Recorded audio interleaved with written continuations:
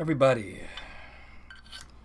welcome back to another episode of the High Rollers. We got West. We got RC. Episode. What is this? What episode is this? 46? Oh, 4 more again. Till the official 50th. 46. Yeah, we gotta see what's happening with that. I think by the time it comes out, it'll be like middle of coaster season, so I don't know. We got think something to do, man. I'm telling you, man. It's gonna be a good time. We hit 150 followers on Instagram. Let me go ahead and check to see if that's still true. Normally when you post that, you lose a follower or two. Yep, and that's exactly what But no, we will get back to that. I trust the process because we got to 150. But whenever you remind people, oh shit, I'm hoping you get to a milestone. Oh, fuck that. I don't know. That always happens. It happens on Twitter. It happens on fucking Instagram, YouTube. But it's harder to do that for YouTube. But you know what I'm saying? Come on, whoever the fuck you are, come on. Give the 2 follows back. Yesterday we had fucking 150, so I'm just gonna say we went over the fucking hump. We didn't get canceled. There's no reason for us to lose 2 followers. Hope y'all have had a great few weeks. Park's opening again. I went on a trip myself. But we got a bunch of news. We got a bunch of shit. The eclipse happened. Fucking conspiracy theories over a normal scientific event. I survived the eclipse. Bro, I'm not gonna lie. So I looked up at it. So, you know how prices were fucking ridiculous for everything in Texas? Because the BCS trip, the Black Coast Society trip, we planned it around them in December, January.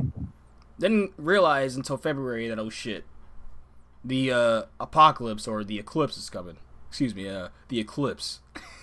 Some people thought it was the fucking apocalypse, but yeah, like we thought the parks were gonna be slammed because, like, okay, if they're gonna be here a whole weekend and you're in Texas and you're waiting on Monday for an eclipse, you're gonna do stuff to, you know, kind of, you know, boredom. You know, you're gonna go do stuff around the city, and Fiesta, Texas, SeaWorld are all right there. The parks are fucking empty. I have no clue where everyone was. I truly don't know where everyone fucking was. I know Del Rio was the main area in Texas, but literally, flights from my area to San Antonio, if you try to get it that week, you got a G just sitting around in pocket. You got 10 Benjis just waiting. Yeah. That's how much people wanted to see it, and guess what? It was cloudy. Ha ha ha. We probably got better views of the partial eclipse than some people did of the actual eclipse. But no, there were some great pictures out there. I looked 3 times and gave up because I'm like, I did not have glasses, and yeah, that was it was cool to see for sure. I was like, I'm not gonna lose my vision to barely see it, or someone could post it on social media and I'll see it with their after post process and everything. So yeah, I survived the eclipse. RC, we survived.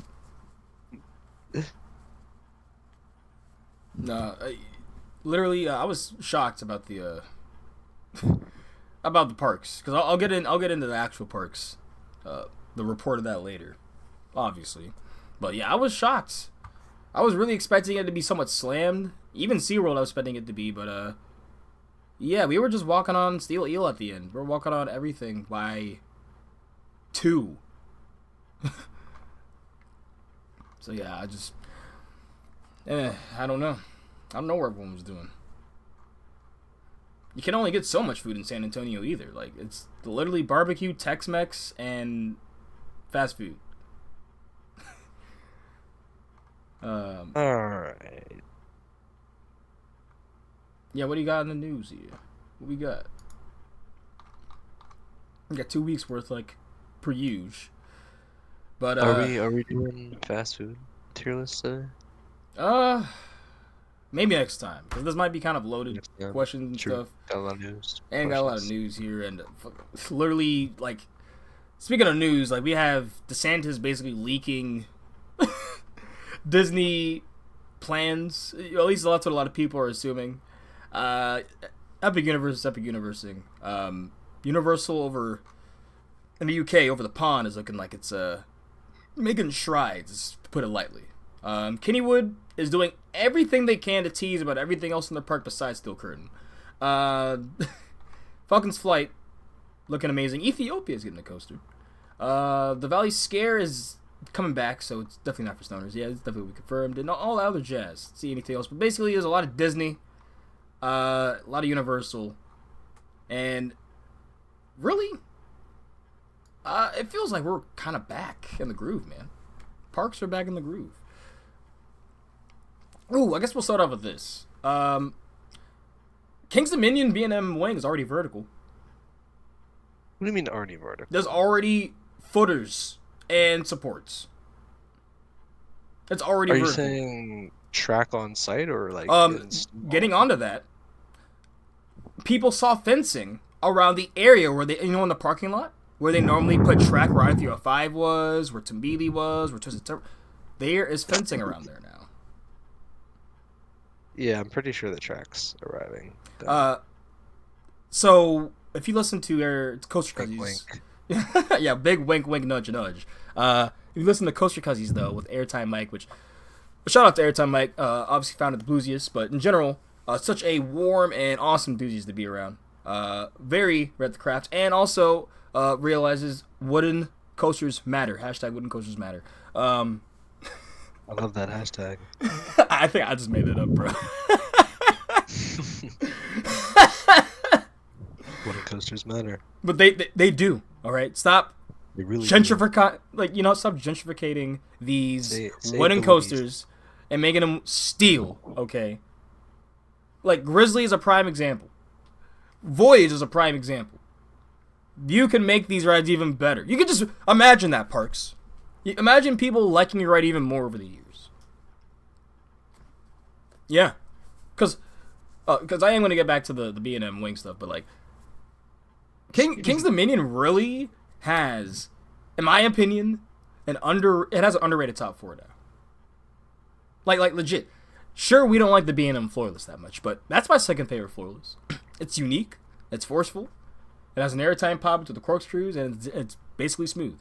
Krypton floorless is my favorite, but it's good. Just got back on that, right? Yeah.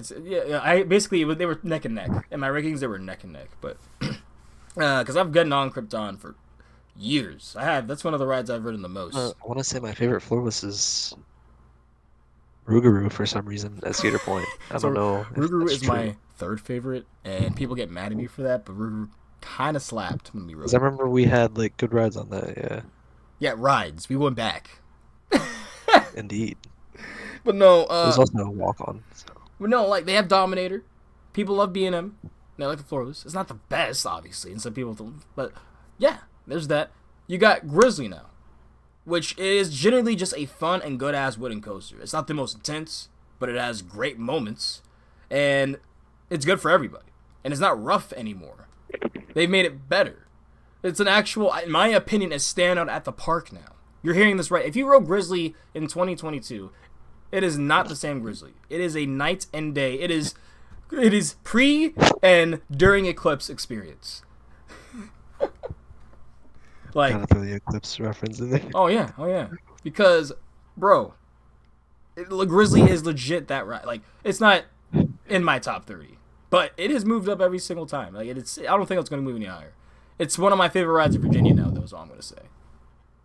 And a lot of people. So hold on, I have a question for you real quick. Go ahead. If you had to rank Grizzly with Busch Gardens Williamsburg lineup, where would it fall? That's funny. I just re-ranked. I like that ride over every single ride at Busch Gardens Williamsburg. I like it more than Alpine Guys. Pantheon, I like it over Pantheon. No, the people I were talking to were like, okay, come on, bro. I'm like, you guys need to ride. And I'm like, you guys know I love wooden coasters, so it is that too. A Pantheon, just the more I ride it, the more I'm like, kind of flat on it, and I still can see it being a great ride, but just me personally, it's just not my cup of tea. The pacing, the way, all that, and Grizzly is just classic wooden coaster fun, and they amplified it with the pre-cut track and made it smooth. It's just, it generally is one of the best wooden coasters in the East Coast. If it was for Pennsylvania. If Pennsylvania didn't exist, it would be one of it still is, like, when you go there, it is such a shocking surprise for me. You have people lapping it willingly now. It's like, it's not a meme. You have some people going so far as to say it's their number 2 in the park. Yeah. Yeah. It's not my number 2, but for me, I love it. Right. Because for us, we love the top 2. The top 2 is almost coveted. Like, I mean, Twisted isn't in your top 10 anymore, right? I think it's pretty close. Yeah. But I-305, it's number 7, I think. Or 8? Shoot. Let me check. All I know is I-305 was right outside my top 5, the Mount Rushmore. So, yeah, it's like 2 rides in my top 10 and a ride just outside my top 30. 13 for Timbers. Oh, okay. 10 for 305. 10? 10. 10? 10. 10? Hold up. When did this drop-off happen? What? What corner did he... got quite the top 10, man. Okay, what corner did he, like, burn a tire on? Did he get a flat out? Like, well, I'm confused. Like... Legend is 11. I think Legend's my 11 too. Hold on. For reference. Yeah, Legend is my 11. Where but my number 305? 305 is my number 6. I thought we were in agreement. I thought we were saying that you had it at 7, bro. What happened? It dropped 3 places. It's about to drop out the top 10. Unfortunately, yeah, that is true. But I mean, regardless, Grizzly does not stand near those 2 for sure. Yeah, I'm not gonna lie to you. I am scared about Skyrush. I'm excited. So, just from the hardcore DOOZYs, they're saying it kind of has less bite in laterals. And I'm like, please don't be true. Please don't be true for me at least. Or I'm just hoping it still feels like it's out of control as fuck. Because, like, damn. Most people, like I said, I've heard it's fantastic. I'm just very scared. So, the King's Dominion Wing, it's going to be happening. They're going up, and they're thinking, from the source that was said, from Airtime Mike, September, it will be completely done. So we'll literally be able to see that with Haunt and everything. What? Yeah. It's going to be completely vertical and done. They're going to be spending extra time to be working on thematic elements specifically. Oh, so they're just going to get this out of the way and commissioned, I guess. Oh, yeah. And they're going to be adding thematic elements to 305. Potentially, as well. To really complete the area for the 50th anniversary. They're going to add caves with the They're like really working. Yeah. And very early on this. And this is all from Airtime Mike. Because he basically said to end all this summary is it's gonna be the first giga to basically have theming and stuff. So like theming throughout the ride. They're really working hard on this. Oh yeah, I love it. I genuinely love it. Giving themselves a lot of time to do like a lot of work before the 50th. And with how the food has been going up, I already touched to say how much I love the staff there. It's not just because, like, literally before I knew them, I just knew them as staff. So before you could say I'm able to make friends with staff, that's a good fucking thing. All right. So that's all I gotta say is the fact that they were friendly enough to even want to hang out outside of said park. Yeah, it's just dope. Like the people they get there is pretty awesome. And generally, King's Dominion is an underrated park. It just keeps going up. It's really pretty. It has natural shade. You know, they have live performances during the summer. I just, you know, they have a Giga, they have an RMC, they have a good wooden coaster, they have a B&M floorless for you, blandies out there. Yeah, it's great. It's a great park. But yeah, that's basically the news. And I guess staying in Virginia, just get out of the way. Loch Ness Monster got its official reopening day of May 10th. And yeah, so I will probably try to get to it. I don't know if we'll get to it opening day, but I am curious if that thematic element or elements that they're adding is going to be just more than the tunnel being basically working again. Because I would love for there to be an animatronic of the Loch Ness. That'd be dope. Y'all know me with animatronics. There's no, your expectations are too high. Oh no, I'm not expecting. I'm just saying that'd be cool. It's a dream. Yeah. Yeah, like. But why the hell have you seen that random ass shed by the? I think the turnaround after. I don't know. They added a random shed. I don't know if it's after the Helix or not. But basically. But basically, people were saying, "What's in there?" It's like that's so tiny of a shed. Even if it was a Loch Ness Monster, like that's trash. And if there was a Loch Ness Monster in the water, like the Rhine River, we would have seen it by now. Like y'all would have seen him and posting about it by now. So yeah, I don't think they're doing any. I just think they're reimagining the tunnel and maybe adding sounds in it. That'd be cool. But hopefully.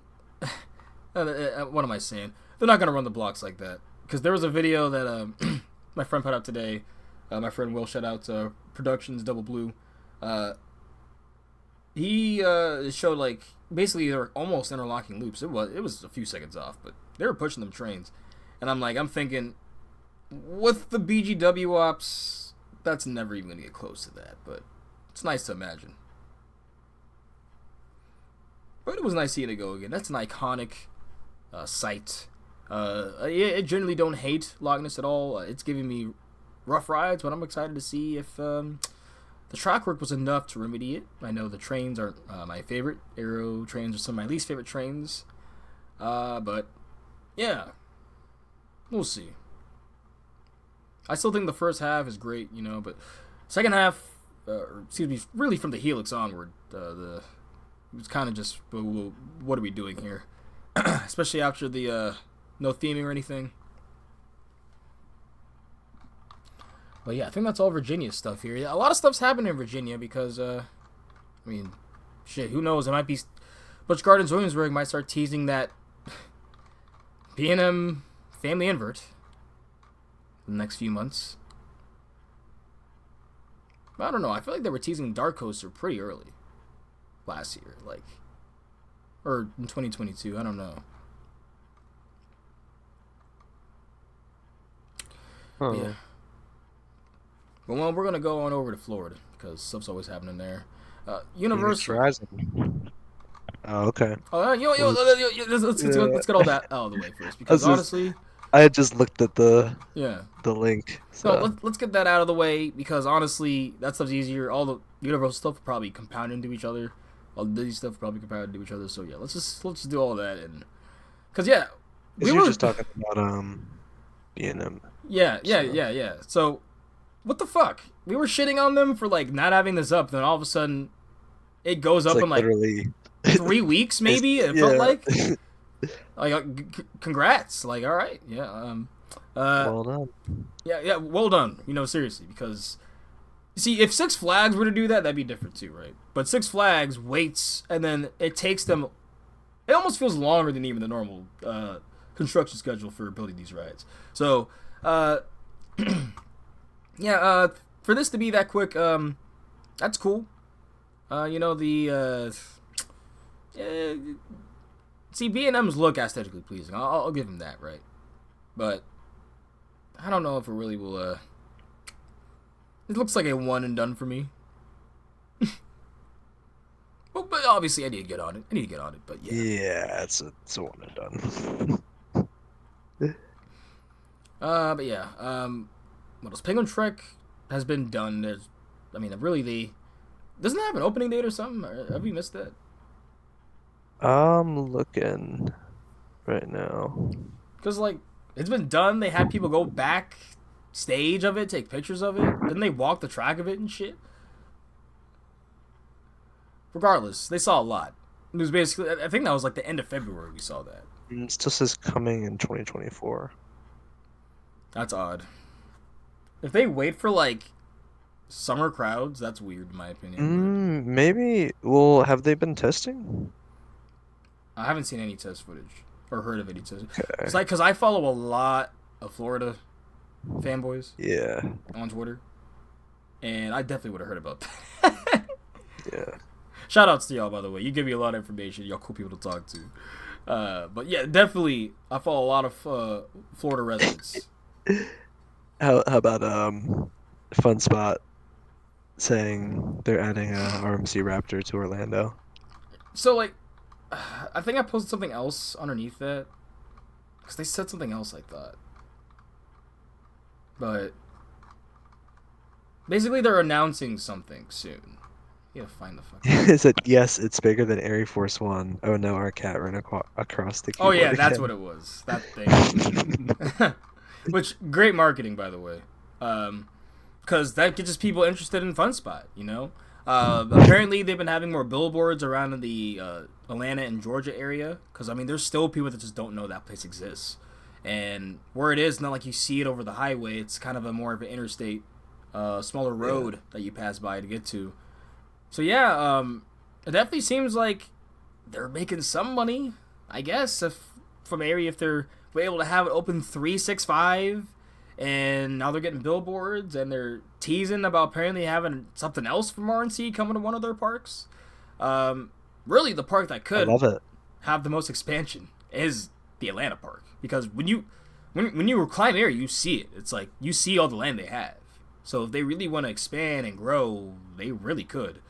Now, they really need to add more parking lot infrastructure if they were to do that, because I'm telling you, you add one more big ride, all of a sudden, people will be there, and it's going to be fucking hell getting in and out on that road.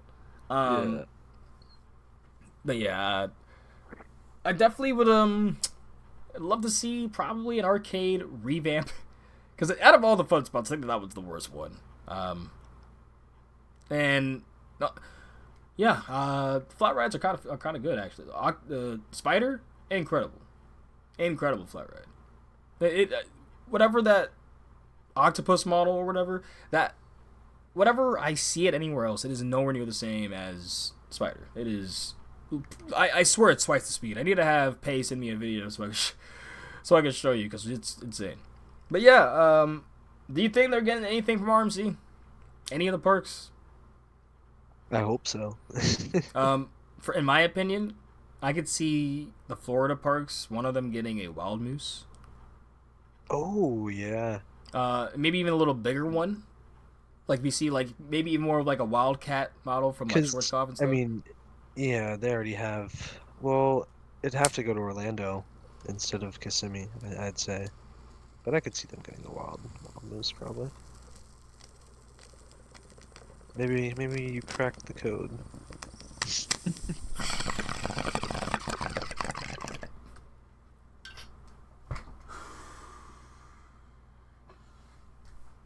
Yeah, I wonder if they're gonna do any more 208 retrack either on Mind Blower, because I feel like we would have heard about that too. Do some more tracking on White Lightning, or was that GCI? That was GCI, and I'm not gonna lie to you, I always forget it exists on White Lightning, because like I just don't even notice it. The ride is smooth anyway, and it's such a small amount of it that I'm just like, okay, I didn't even notice it. But on Mind Blower, I definitely noticed it.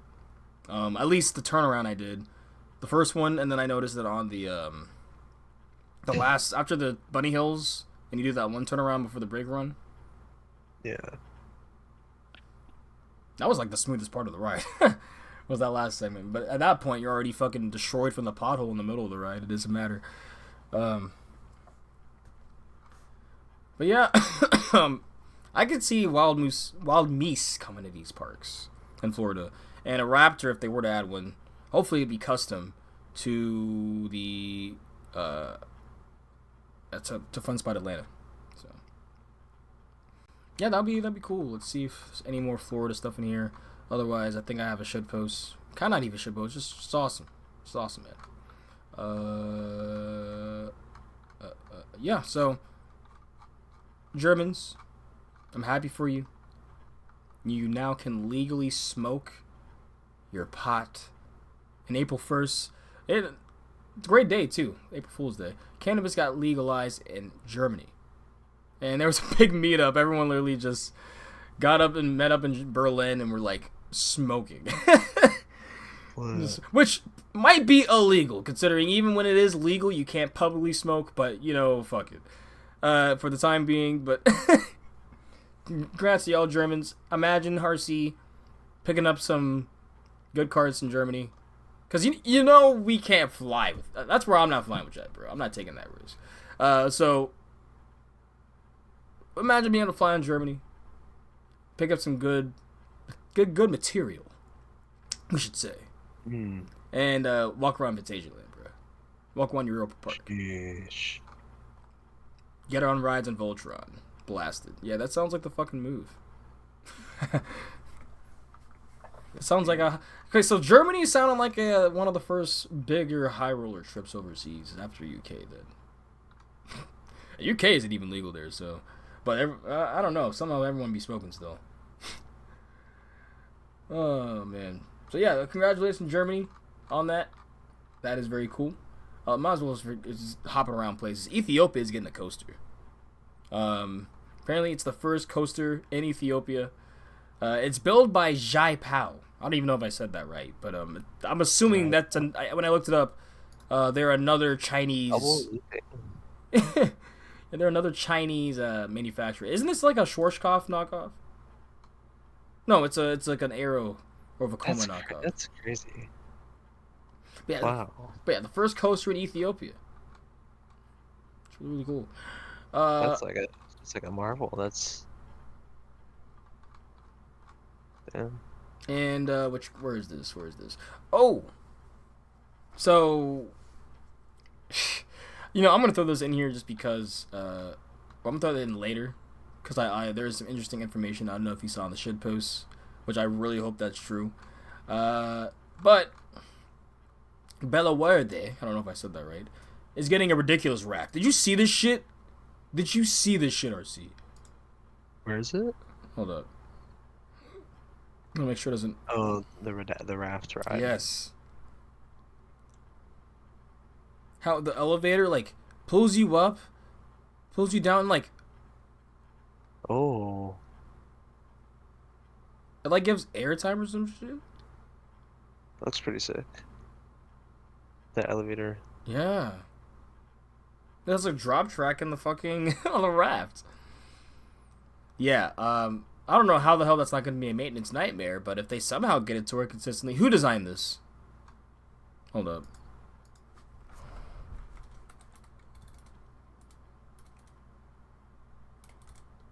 Bella Verde Park.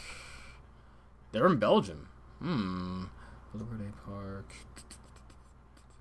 Raft. Ride. Mundo... is that what it's called?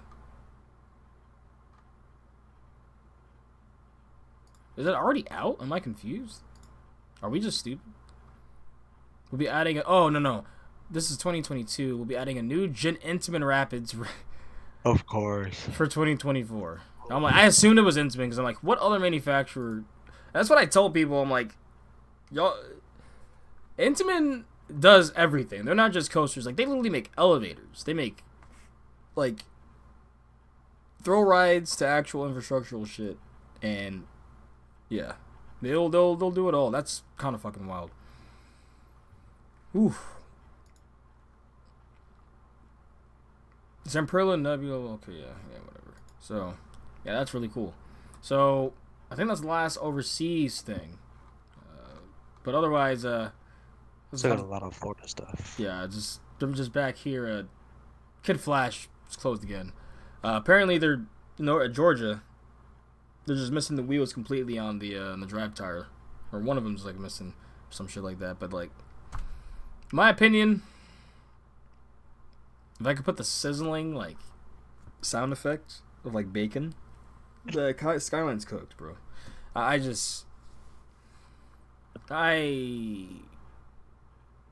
don't know. They don't seem like there will ever be able to. They can't make a simple kitty coaster, bro. I'm sorry. Like, it's just, you're cooked. If you can't do that, like, get out. Because it's like a prototype. I don't. That is not a prototype in my eyes. Because I guess it is, but like, they're using the same track. They're using a new weird ass train. I feel like Gordon Ramsay, like, get out the kitchen. Like, they're not cooking. You can't cook. God, you're burning everything you're making. It's getting brought back every single time. You're wasting our time, and you're getting backordered with orders. Just give up, bro. Just stick to making track for RMC and stuff for GCI, and just give it a rest. You tried. So, like, why does Six Flags continue to put money into these cheap investments that burn them? Yeah, I don't know, because, I think Salim did this. This is Salim's fault. Because remember, Salim literally was seen, like, at Skyline, and it was confirmed they got 3 of these bitches. Bruh. Wait, what's that one, like, online website that everyone shops on where it's, like, really cheap stuff? Temu? I can't remember. Yeah. It's like, this is like a Temu coaster, bro. Salim was just like, ooh, add to cart. A bunch of investments. And then Skyline told him, like, hey, they had him spin a wheel before. He was like, what are you talking about? He's like, no, spin a wheel. Trust us, man. And this is, you got 3 free coasters, but you got to buy 2 at the price of at least 50 million, or it probably would be 10 million, so that you can build these 3 for free. It's like, well, I can't take that deal away. Now, reason I bring it up too, the Vekoma Rookie Racer, that's running fucking fine, flawlessly. They opened 3 family coasters last year. Well, barely, I will say. The Vekoma one opened, I would say, August, and the other 2 opened like September and October. Like, what the season's over. Like, yeah. So I think Skyline deserves the roast here because, what the fuck? And apparently, if this document is true for my friend was going through the Magic Mountain public records. It appears they're getting they're getting a Kid Flash clone, and the plot of land. Okay, I don't know if it's the plot of land that they got rid of for the amphitheater, but it appears that in the public records, it's the same layout as the Kid Flash clones. I would be so shocked if that is still true now, after what the turmoil that they have gone through in just 4 months of operating. Not even. I said 4 months because I added them all together. These things have been operating from September to October. It stopped operating in October for like 2-3 weeks. And then the last week it came back. So 3 months or less of operation. No, I can't even say that. Like, these are weekends that these are operating on. That is insane. Yeah, these. If I'm Six Flags, I'm pissed. I'm fucking pissed. Yeah, if I'm Cedar Flare leadership, how do these things, like, these are just investments that low-key should not have been approved. No, yeah, terrible investments. I don't know. I mean, obviously hindsight's 20/20, right? But hopefully they'll get it together, get them operational, and not have to just scrap them. I just don't see Cedar Fair working with them, since they're basically going to be they're going to take over all the operational and leadership, and of all, like, basically Six Flags and everything. So they're taking the Six Flags name, but it's basically still going to be Cedar Fair. Yeah. So I just doubt I see Cedar Fair working with Skyline. Is all. But who knows? They could give parks the freedom. I would just be very fucking shocked. Is all. Their track record is literally every ride. Is there a working ride of theirs right now that's operating? Let's see. RCDV Skyline attractions.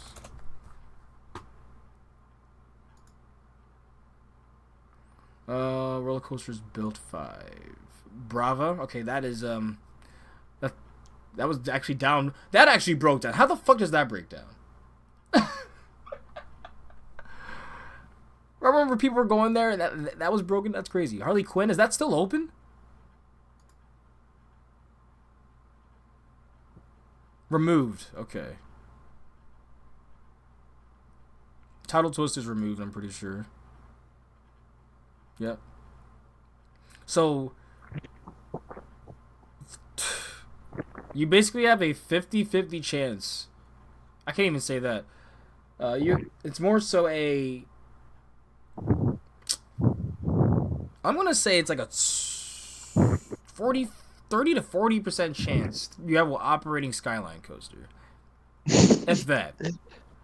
It might even be less. Because apparently Brava broke down too. At some point.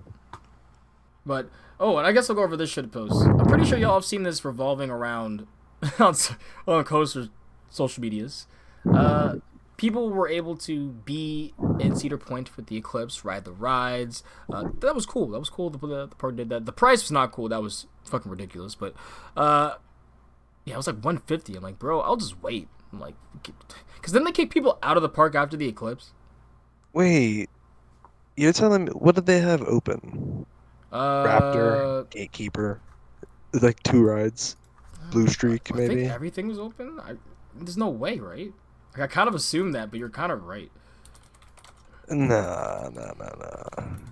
There's no way. All right, let's see. Gatekeeper, Wild Mouse, Matterhorn, Atomic Scrambler, Max Air, Troika, Kingdom Carousel, Skyfighters, Dune Buggies, Roto Whip. You motherfuckers. I'm sorry. Can you please give me that list one more time? I'm sorry. I hate that this sold out, as I know the price was over $100.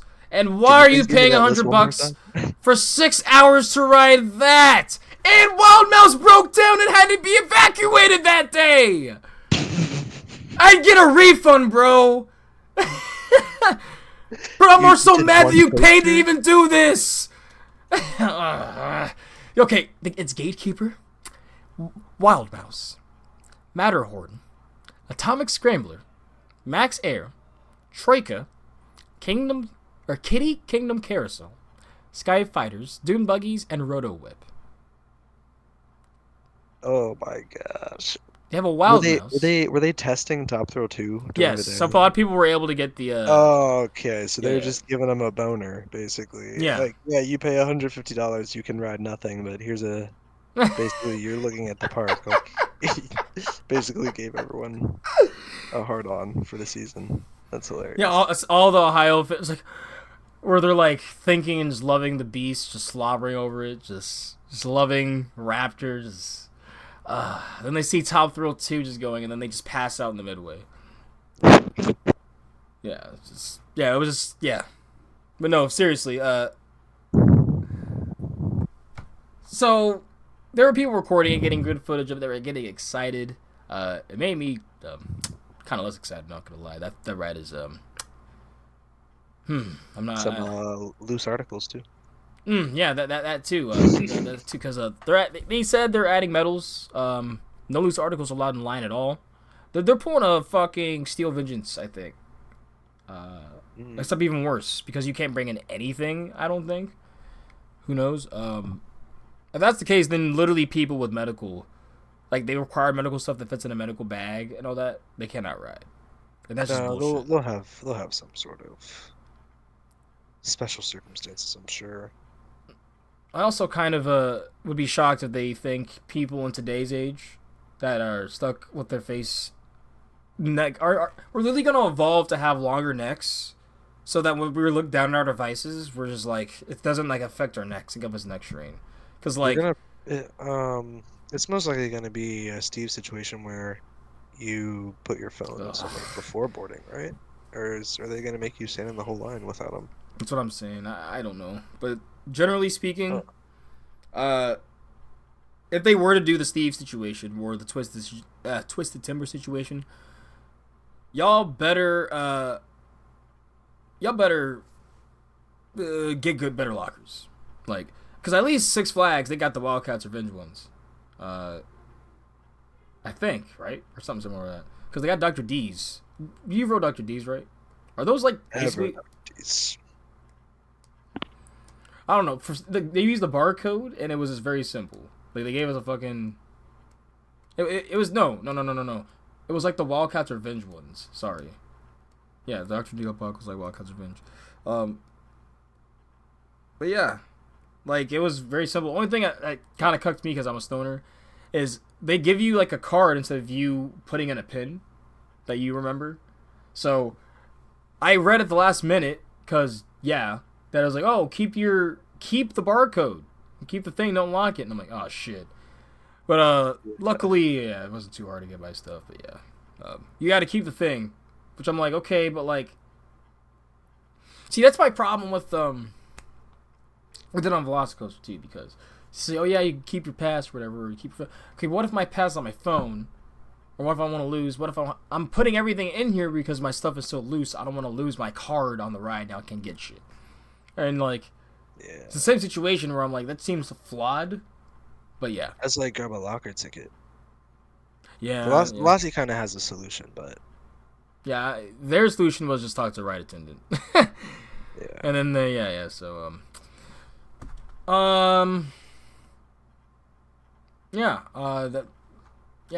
so basically why we bring up Top Thrill 2 though is we don't know what the hell fell off of. I don't think there were dummies on Top Thrill 2. Maybe there were. It kind of would make sense if there were, because then probably just one of the heads fell off. But a pretty big object fell off of after the top hat. Top Thrill 2 that someone was able to catch. A really good catch, by the way, because it's probably a one and done. I doubt it tested after that, because they're like, oh shit. Bad media, bad shit. The whole ride is put on that they try to shove under, even though the whole reason for this ride is their incompetence. So yeah, really, I just whatever fell off of that was pretty big. People said, "Oh, it's probably a phone." I'm like, that was visible from hundreds of feet away. A phone flying that far would be barely, if you, like, you'd have to be looking for. That was visible on a phone. Flying off, it, like, close to the size of, like, it wasn't too far off of what the size of what was on the trains. So, yeah, I hope it was just a dummy head. I hope it was not a seat back or a seat or something like that. Oh my god. My god. I generally think it was probably a dummy or something and nothing to be worried about. But we probably will never know, which is kind of shocking, to say the least. That's how it always kind of seems. We never know. But yeah, I think we have gotten everything else out of the way. I got shut on Kennywood. I'm sorry. Yo, they are just gassing up their new season. They're showing us Phantom's Revenge trains. They're showing us they're about to commission them. They're showing us Thunderbolt. They're showing us all this stuff, man. You know, they're showing us Black Widow. What the fuck? Like, yeah, we'll have one of our big coasters open. Here's a picture of a Phantom's train. Yeah, what the fuck is happening with literally the big elephant in the fucking park? Steel curtain. Every time Mike is saying, even him talking about, man, he's just saying it's probably not going to be operating this year. And I'm like, if it's not the whole year, oh my gosh, I don't know, man. I'd say I hope that changes, because if it doesn't, that's crazy. Probably one of the worst investments of all time, and hopefully the same leadership is there that made the steel curtain investment. Because then it shows they should have definitely listened to RMC and been like, hey, spend the extra money so we can make sure this shit doesn't happen. Spend $25 million or $25 million, I don't know. At this point, they've probably spent close to $35 million altogether, maybe even more, just trying to do what they've been doing. I don't know if it's been patchwork or not. It kind of felt like it, but yeah, I don't know. Let me Steel Curtain. I'm sorry. I'm happy we were able to get rides. I can't believe that essentially this could be like a situation. It kind of almost feels similar to Ring Racer. Like, we were one of the few people in the world that will ever get Steel Curtain. And we got it twice that night, 2 trains. Damn. I really hope that changes, but yeah, I'm going to grab my food real quick, so be right back. Alright. Your boy is back. Sorry that took a bit. You here? Yep. Okay. Where are we at in the country with the news? I don't know, but I actually Still got a lot of Florida. I took a gamble. I forgot I got Popeyes. Oh. Thought you got a burger. What? I thought I did too, but I'm high as Bro hell. is smacked. No, I remember getting it. I'm like, why does everyone have Popeyes so fucking high up? I'm like, I need to get them again. I'm like, shit. Every time I get them, it's like a 50-50. 6 hours later, if it's a bomb, I'm gonna be building. So I'm trying to see. I doubt people actually get chicken from there. I feel like they just get the tenders. So that's what I got. They are fucking good though. I'm not gonna lie. 'Cause I don't get them often. So, but the chicken sandwich I still think is the best thing there. Oh yeah, for sure. For sure. Chicken sandwich at Popeyes slaps. In my opinion, that might be the best chicken sandwich. I don't know, you might not agree, but Close. There's a lot of good chicken sandwiches out there. alright. So That's the specific churros we need to do then. Let me get a napkin real quick.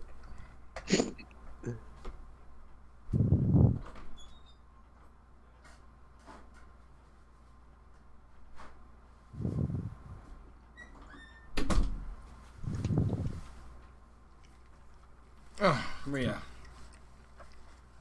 I don't normally have munchies time on the cast, but I haven't ate really all day.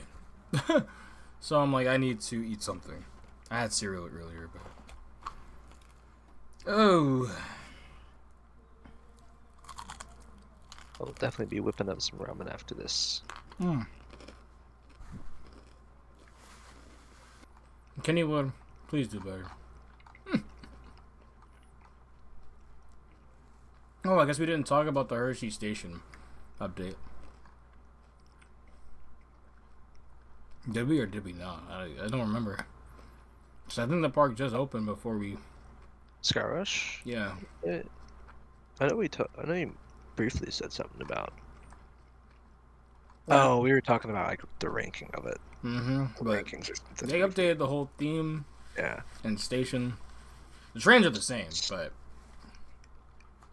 yeah, the fact that they did that is Hershey's stepping up. I think parks the fact that they're stepping more up in the theming game is just awesome to me. I don't know. Yeah. Because people say theming doesn't matter, but like, look how much better the whole atmosphere of Skyrush is now. When you look at the videos people have up right now. Yeah. Now, I don't know if the new logo is better. What do you think of the new logo? I had it side by side in the shit post, but Let me see. It's still there? yeah, maybe. Let's see. Yeah, fuck, it probably isn't. But yeah, but they're It's clean. it's a bit too clean for me. It's like a little too cartoonish, kind of. I don't know. I don't love it. But nonetheless, I think that's everything that happened. Ooh, Scream and Swing. Oh yeah, the Dollywood thing.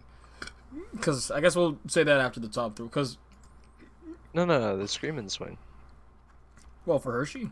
Oh, yeah. Yeah. They're getting a scream and swing. that was literally just came out before it. They are. So that's what they're...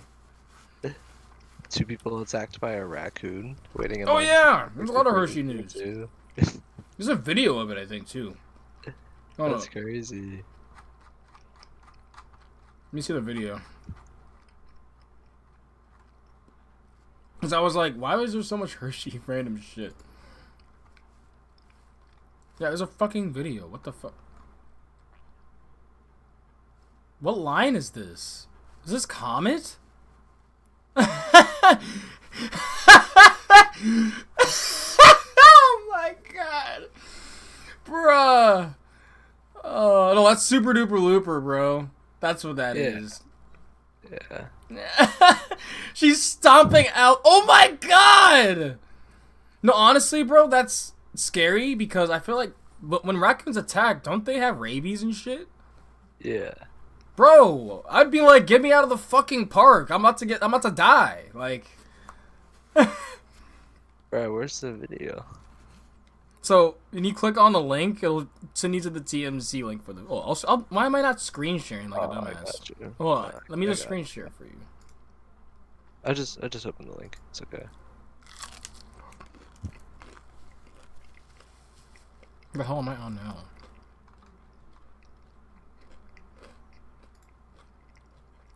I'm sorry, but that is legit hilarious. It's crazy. I don't know. I think he's trying to get away, maybe. No, he went back in and attacked, actually. I don't know. Was he actually, like... Was she hurt? So let's see. Wild Critter was looking pretty damn fierce. Opening day. Check out the clip. It's pure pandemonium. No, honestly, though, what's really... I would hate to be the operators, because I'm thinking something terrible, like something god-awful happened. Like, I'm thinking there's, like, you know... like something ridiculously wrong. But like, once I find out it's just that, I'm not gonna lie, it's not like I'm like laughing, but I'm like, what the fuck? I'm like, no, all I gotta say is, Hershey, you got to deal with your. This is like gonna be an over the head situation. I don't know if there's any people young enough to know over the hedge, but literally the raccoons and turtles and like all the wildlife go against like the suburban neighborhoods and shit, because that's where they get their... Bruh, you guys dealing with groundhogs, dealing with raccoons, you need to really maintain them motherfuckers. That's all I gotta say, like... Doing a couple laps, he scurried off. It goes without saying, right? These were some geese. Hershey Park tells TMZ this is their first time dealing with anything of this nature in their parks over 100 years of operation, noting the park is surrounded by nature. With that said... Hershey Park says public safety officials responded quickly to render necessarily, and those transported to the hospital out of precaution. They add the raccoon in the story hasn't been captured, and more importantly, it has been back since. Well, I don't know if I trust them. Because apparently y'all can't catch the fucking groundhogs underneath Wildcat's revenge. Yeah. On top of the crazy news, what would you do if a raccoon attacked you at a park?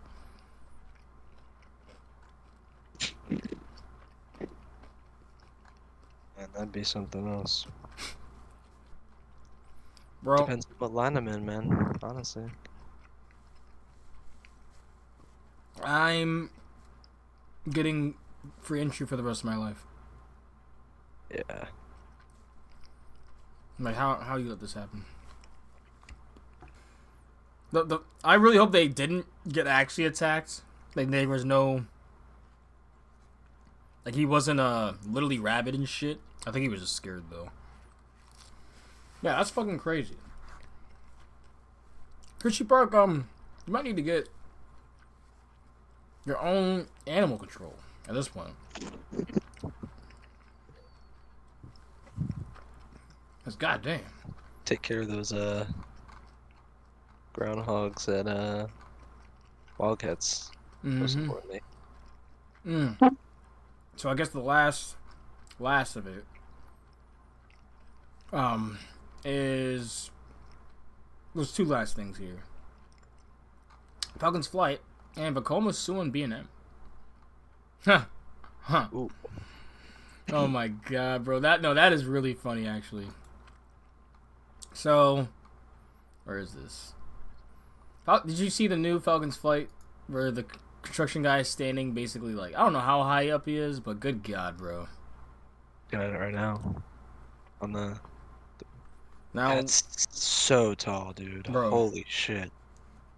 I Bro, just like look at everything else that's being built down there. Mm-hmm. Mm-hmm. Oh my gosh. What a spectacle, dude. That's like unreal.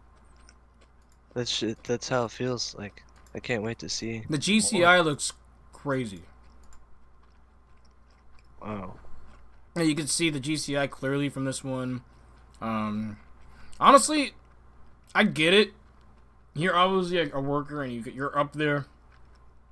You are just not afraid of anything at this point, but like, bro, how the fuck are you up there with your phone recording like this? Unsung heroes. The people in the... Oh, the Vekoma tilt in the back, bro. You see that? On the upper right? Yeah. Oh, hyper. Oh. Bro, why is all the cool shit not going to here? We're getting family coasters. We have to travel to go to all the new cool shit. Well, those supports are insane, and they still got more track work there. Like, Jesus Christ. Just, Falcon's Flight doesn't exist still to me. I'm just... How? Why? Vekoma suing B&M, though. Why? Let me see here. So, for this patent specifically, but let me go over it more with this. A Dutch company is suing B&M for patent infringements on pipeline at SeaWorld Orlando. Vekoma claims that B&M knowingly infringed on their 2011 patent amusement ride device. This patent included a design for a stand-up roller coaster where the riders are able to move during the ride. Within this approved patent, oh my god, it's not letting me look at the whole thing, I don't think. Oh, within this approved patent, Vekoma states, Wow. wherein the connecting means reed, seat, and restraint is designed to allow the passenger to perform movements between the standing and squatting position during the ride, while also being secured by torso restraint. They also pointed out that B&M cited the same patent during the prosecution of B&M's own surf coaster patent, proving B&M knew of its existence before making their own. Vekoma also provided an email between CEOs of both companies dating back to 2022, where Vekoma approached B&M about creating an arrangement that allowed B&M use of this intellectual property. Most likely nothing will come out of this, but yeah, it is pretty fucking funny because it shows B&M can innovate. It just proves our fucking point. That's why I thought this shit was so funny, because I'm like, yeah, of course another company came up with something innovative, not B&M. They're like, oh shit, oh what's going on here? They're basically the Chinese manufacturers now. Oh man. Now I will say their Popeye's tea slaps. Oh, it always has. Popeye's tea. Sure. McDonald's for some reason has very good sweet tea. McDonald's, Chick-fil-A, and Popeyes are the best 3 sweet teas. Faux show. Yeah, like whenever I go to those places, I always just get teas. Yeah. If I can use a freestyle machine, I'll try to get the high C orange vanilla or whatever. But B&M, come on, man. Come on. Y'all really... If it's true, come on, this is... First off, Vekoma, who the fuck? I mean, 2011, it makes a little bit more sense. You know, maybe they're trying to... Because at least the stand-ups were somewhat a thing still then. Right. So, they were maybe trying to change it, make a more comfortable experience. And honestly, that makes sense, because that was early when B&M was in there rebuilding the whole coastal department, all that shit. So, I think what happened. It looks very much like they definitely got some So, inspiration. do you see my screen? Yeah, so this is the patent, apparently. If you see my... Yeah, I was looking at that document. But yeah, if it's really... If that really happened... yeah, someone from Vekoma left for better pay at B&M. And, yeah. I think that's what happened. They're like, yeah, I know about this one thing. Why don't you guys just do this? Because how would B&M know about it otherwise? I mean, they've kind of worked together, but like not really. I wonder if it's a reverse Vekoma situation where like they work together and then like Vekoma stole Arrow shit and their track and all that stuff. I wonder if it's like a reverse situation at that. So Vekoma got duped instead of being the duper. They're the dupee. Yeah. No, but when you look at the pictures, you're seeing the pictures, right? Yeah. That to me looks like a surf coaster. I know it's not. Same. Like when I say that in the sense of you're on the side, you know, you're kind of surfing the track. Yeah, that's interesting. It seems inspired. But, yeah, I say they seem inspired, but I can't say. I can still say they're different enough because of the fact that. Because of what I just said. They look like they're actually surfing here. Whereas B&M, you're kind of just standing and then you get thrown up. And. Oh, wait. Whoa. This patent's for them to move like side to side. What the fuck? What the fuck? They're trying to make like literal like snowboarding ride trains. Interesting. But yeah, that's interesting, and this adds more fuel to our shitpost essentially. That B&M struggles to innovate at all, and the first time we see innovation, they get sued because another manufacturer actually had that idea and they took the patent. So it's just ironic humor, you know. I kind of love that happen. Nothing's going to happen to this realistically. But I kind of want to see Vekoma still make some of these. Like, why didn't you just go Vekoma, United Parks? Man. Whatever deal B&M got them with, must be fucking good. Okay, so all that stuff's done. All of it's done. Let's go with so Disney Universal first. You pick. Go Disney first. Disney. So cool. I get to roast Bob. So Bob. And before I get to do that, DeSantis. I'm sorry. The whole Disney arc right now is pretty fucking funny to me because like you have DeSantis spilling the fucking beans essentially that like they're just. I don't think they're gonna do a fifth park, but he essentially is saying yeah they definitely have plans to really combat the Epic Universe, and I'm happy that this is just happening because I get more fucking money for Florida, and it's like yeah I mean yeah, so Orlando literally makes Florida. I mean. Alright, so we have to listen to this. And honestly, I don't think this could be copyrighted if we did, but have you seen this at all? So this is DeSantis speaking on what he thinks the parks could be, the Disney parks, and basically what they'd be adding and their answer to Epic Universe and all that. Because he's been working closer with them because of the whole. He's had his people basically running like in place of the Reedy Creek department and all that. And now that they're dissolving it, it seems like they've had, you know, good wishes, goodwill. And we also know that yes, he's the shitbag. His words, not ours. in terms of, it's interesting.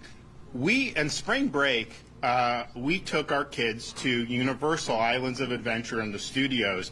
And it was crowded, but like when you went into those Harry Potter areas, it was packed, unbelievable. I mean, they are just printing money with Harry Potter. J.K. Rowling is just a genius for what she. I mean, it's like the intensity and all that. So that's been a cash cow for Universal. And then they have Epic Universe coming. Epic Universe is going to be as big as Islands of Adventure and Universal Studios combined, bigger than that. I think I actually just saw a video, I didn't have a chance to watch it, where they previewed one part of Epic Universe. So they've really upped the game. So we are in a situation now where that district that includes Disney, that's not run by Disney. It's run by the state of Florida and through appointees for people that you've elected and then have turned around and exercised that appointment authority. And it's going to be governed not just based on what one corporation wants, but what's on the best interest of the community and the state. And I do think that we would like to see more development in that area. I think that I said yesterday, if Universal's doing this Epic Universe, Disney's probably going to have to answer that with something. So I think the board we have in place would be willing to negotiate that. Now, obviously, the district controls most of that land. That's Disney. There's a lot of people's running theory right now. Okay. I mean, yeah, because I guess he would have to. I guess he would know. Because, like, city planning and all that type of stuff, even though it might be behind the scenes to the public eye. Because if you've really been following this, like this whole DeSantis versus Disney arc, then you know he is the most ignorant person when it comes to how these parks operate. Like, he doesn't know have a fucking clue. So, for him to then now take back everything in Reedy Creek, let them do their own thing, say this publicly, when this video came out, the Epic Universe video came out 2 days ago, 2 days before. And he said he watched the Epic Universe preview video. So, I think he's figuring out, oh shit, you guys are my source of fucking money. So, you gotta be trying to incite competition. I have no clue. Either way, I think he slipped. Might have said too much. Because now, as we're gonna get into, Bob Iger has been just saying a lot. Disney has been showing a lot about their expansions, about everything new coming to their parks, ever since Epic Universe. Before even D23, they would save all that for 4, scratch their ass, give us some fucking concept art, some doodle that they had. And yeah, now they're showing us straight up things that are possibly happening. They even have rumors coming around the mill, but I might as well finish this up real quick. Doesn't own, so there would need to be an agreement, but I think the state would make out very, very well if something like that happened, and so that's what we're going to be doing. But there's financial. I mean, look, I'm like, you only live once, right? But like my kids, we were in there. Harry Potter, you get a little tin of chocolate, and it's $30 for a tin of chocolate. Literally, the cashier's like, do you realize this is $30? Because I guess a lot of people get upset. I was like, I didn't realize that, but I probably didn't assume anything else, so that's fine. And just nonstop with some of the stuff. So I think that there's some opportunities there for them to be able to do that, and I think they do it in a way that's going to be in the best interest of the state. But that district will be managed. So yeah.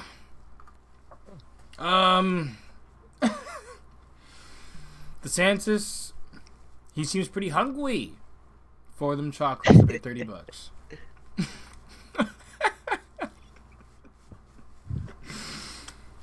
Good God. I'm just happy he didn't lick his teeth in that interview. Apparently there's more. I'm not even gonna look at that, but how do you see your administration work? Yeah. DeSantis may have spilled the beans, but Disney has thrown a lot of stuff since then. Well, where does Bob start talking? That's what I need to find.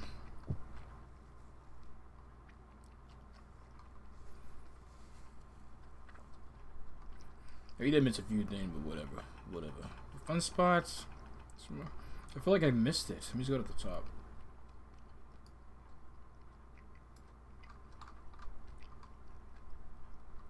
Yeah, where's the Bob talking?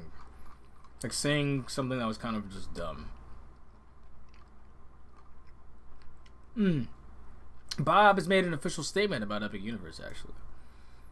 He's retiring. He quit. You can't compete. No. No, Love it.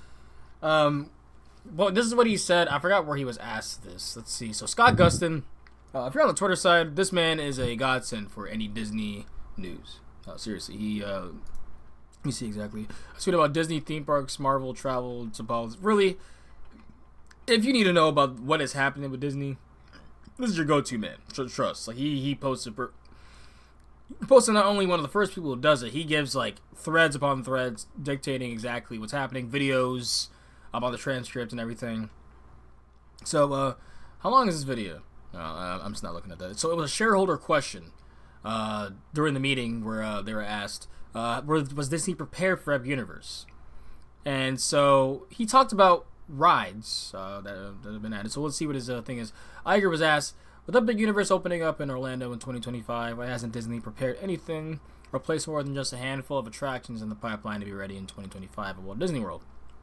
And Iger basically retorts with rides they've opened in the past year and not what's new.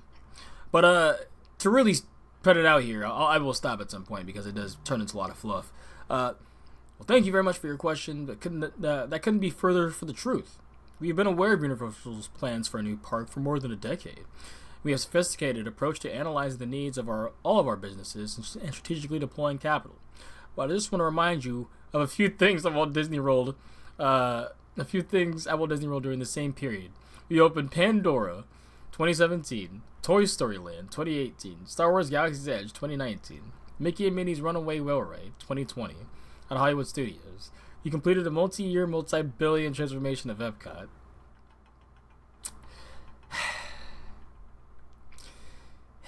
Which included adding Remy's Ratatouille Adventure in 2021. Journey of Water, inspired by Moana,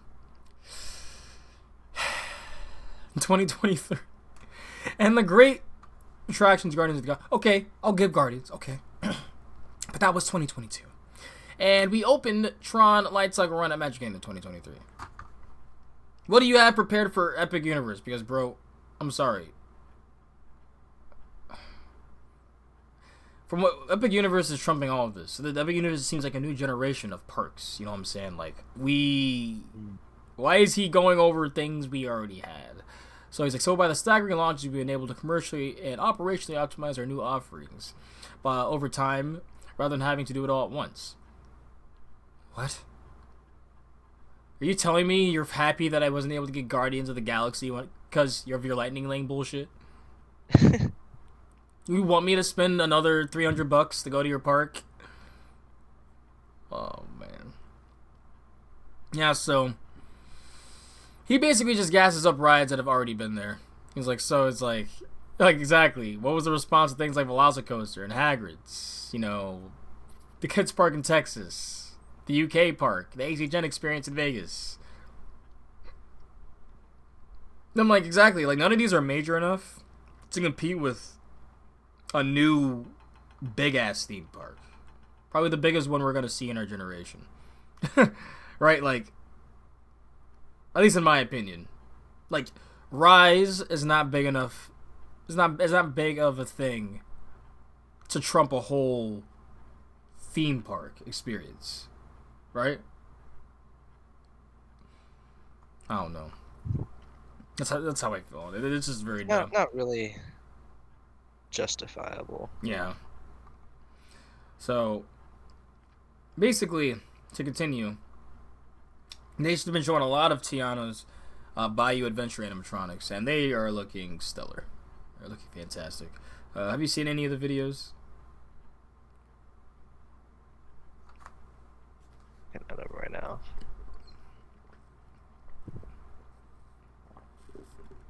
Yeah, they look great.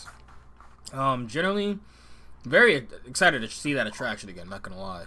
I know there's a few people trying to nitpick on things about that, but like, if you're nitpicking now... That's nice. What? The animatronics look really nice. Oh yeah. The I'm very excited to see it in action. Apparently, they're doing a lot of that now. Is there an opening date for it? Because it seems like they're moving kind of fast. Is there? I feel like, didn't we talk about this last? Yeah, because like I think there were cast members testing the ride. So. No, there's Imagineers riding last time. Yeah. Excuse me. Yeah. Cast members. It's gonna be summer though, so. I mean, the rate they're moving, I can see it. Yeah. Oh. Yeah. They've been doing a lot. Test Track is getting reimagined. Thank God. Very, very much. You know. Who did I talk to that liked Test Track? Was it you? I don't think it was you. No, it was not me. Like, I forgot someone said they liked it, and I'm like, I guess I can understand the upgrading the car, but it kind of doesn't matter. And yeah, I generally liked because I rode it in both iterations. I rode it when it was like you were in a Chevy factory, like you were literally in a test track, like a test car, and you were like, they kind of lied to you, and they said, oh yeah, you're gonna be seeing what's happening, but you were actually kind of the fucking dummy, almost. So yeah, that was cool. It was interesting, and you learn actually about the process of making a car and stuff, and what goes through the testing process. Maybe not the coolest thing for kids, but like, I don't know. At least I thought it was interesting. This now is not really learning much, and the experience, like I said, it kind of doesn't matter after you realize it the first time. So, yeah, I really hope it is something. If they do Radiator Springs, which we're gonna get to, because if you look down to this video, I'm gonna go on my share screen. Magic Kingdom would get Radiator Springs? What? Why don't you put something unique there? Woody attraction coming to Magic Kingdom. These are all rumors, by the way. None of this is true or confirmed at all. But I'm like, why the... You have a fucking Toy Story land.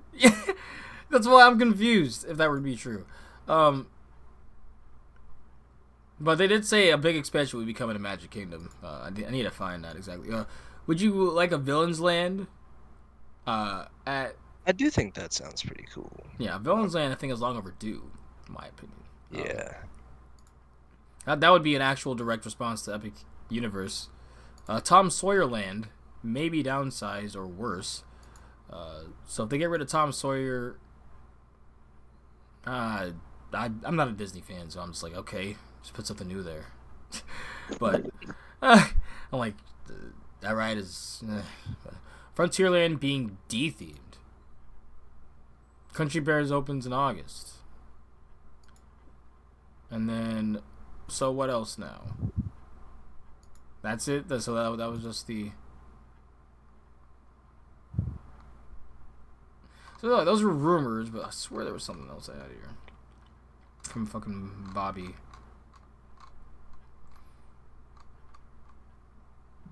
No. They've been showing a lot from Disney's side. I think it's just trying to get prepared here. Walt Disney Imagineering showed a new quick look at 3 models being used for the Tropical Americas coming to Animal Kingdom.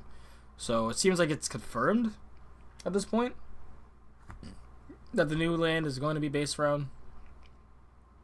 During a visit, Scott was able to see the new concept art.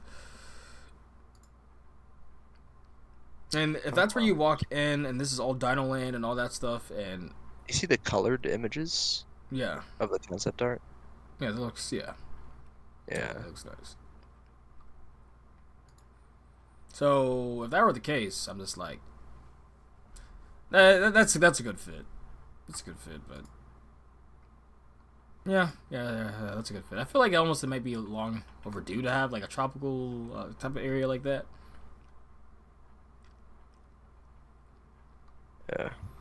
But no, I think it's this. This is the one I was trying to look for. Disney World is currently in the process of filing permits for development work behind Magic Kingdom that will prepare the area for a future expansion, expected to be the largest expansion in park's history. Yeah, that's what I found. So Scott That's confirmed from Scott Gustin here. During Walt Disney Imagineering Showcase, Imagineers confirmed Disney will file water management permits in the next few weeks, making the start of finding out what's beyond Big Thunder. Interesting. I mean, they have a fuck ton of land to work with. It's almost like, why haven't you guys expanded? But Michael Hundgen, the VP of Walt Disney World Portfolio at Walt Disney Imagineering, showed us an early look at the permit and told us it will be officially filed in the coming weeks. I'll share the permit when it's public. So yeah, a lot going on all of a sudden at the Disney parks. Go figure. So, who knew Universal had to be the ones to get them to kick in the ass to really get stuff moving? Because I feel like Tiana's might have been sitting there for a bit, but who knows? Maybe they saw the discourse with Splash Mountain being closed, and they're like, all right, we need to make sure we nail this in the park and get it out fast. And it really is a main attraction at Magic Kingdom, so.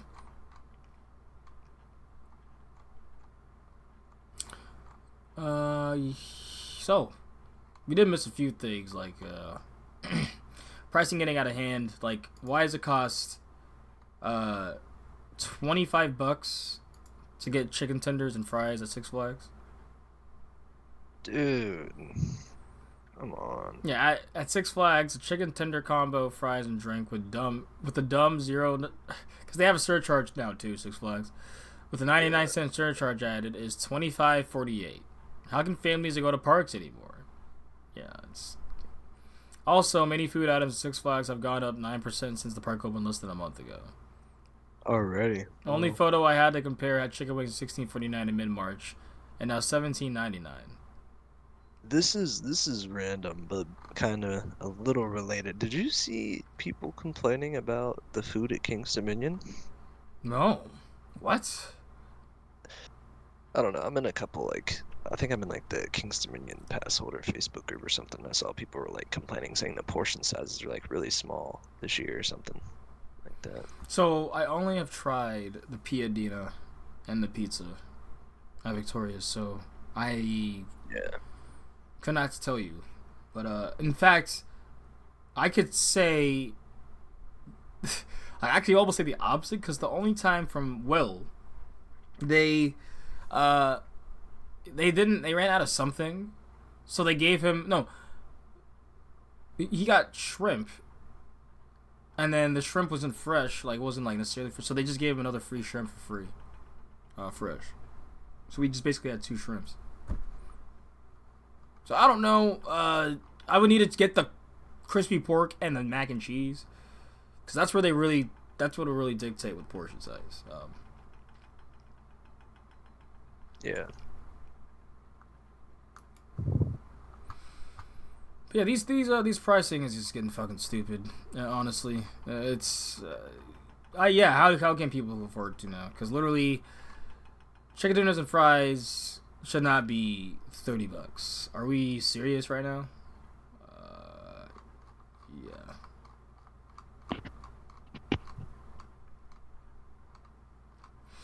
I want to make sure we miss anything else before we go over to Universal side. Oh, Turtle, yeah, we talked about Steel Curtain, we talked about that, yeah. Alright, so, on to Universal here. Actually, we didn't look at that kitty as shit, but, on to Universal. They have a lot of stuff going on, too. This is honestly kind of cool to see this battle back and forth. I know who's winning in my heart. Definitely Universal. But let's start from the top here. But that's the one thing we missed. There's apparently a new Extreme Spinner that's coming in. I was wondering if we talked about that article or not. In Holiday Park in 2026. But that's the last thing. Otherwise.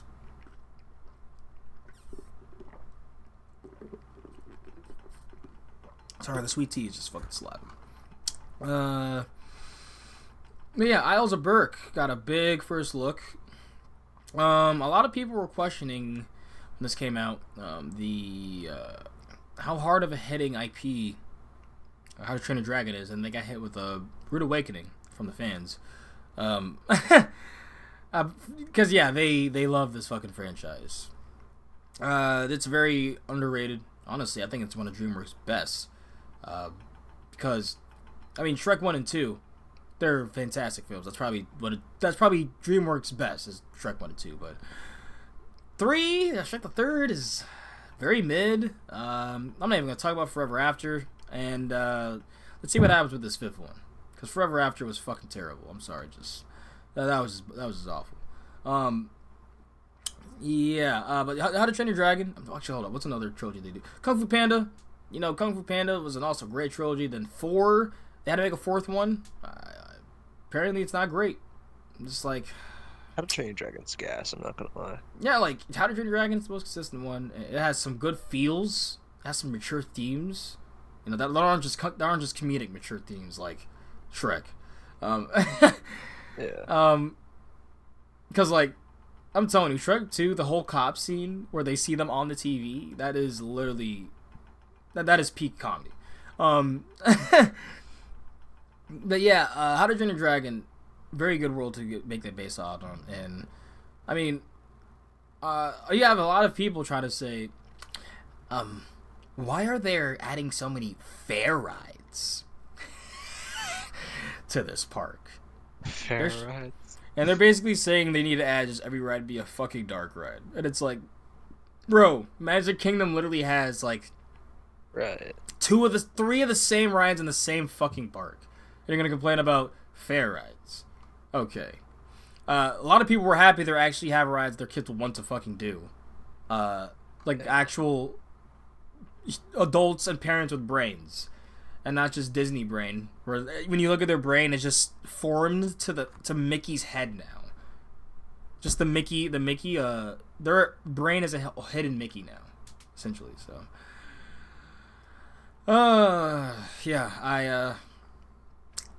that's it's gonna be cool to see that because we got a really good first look of the coaster. The rides are gonna be adding there. They're gonna have the Zamperla Flyers, right? If I remember correctly. I was setting my carpet. That was actually really funny. Their brain is a hidden Mickey. Way it's morphed. I love that. Bro, yeah, like literally, like the brain is a hidden Mickey. They're playing for the Disney Cuck Pass, $1,400 a year, $1,400 a fucking year. Bro, I'm sorry, I didn't actually look at this yet till the cast. This looks fucking incredible. What? Now, I don't think the coach is going to be... See, the coach is going to be made up from all the scenery around you. I love coasters that go around the land. And they're taking that kiddie concept with the coaster going around the land and putting it with some of the best theming in the world. Oh my god. Because like, it's really cool. Like, that, I love that because it's like, I mean, I feel like How to Train Your Dragon is such like a... kind of like thrilling. So I like that, it's gonna really create like a good atmosphere for that land, having that kind of intertwine with. It's just the fact that you're gonna be basically standing in the middle of Orlando, but it's not gonna feel like it. And that's to me where it's like, that's when I get so impressed. Because even when I was in Galaxy's Edge, I'm like, there was a point I was just faded walking around. I'm hearing Star Wars music. I'm like about to go to the Millennium Falcon, and I'm like, bro, I'm in fucking Orlando.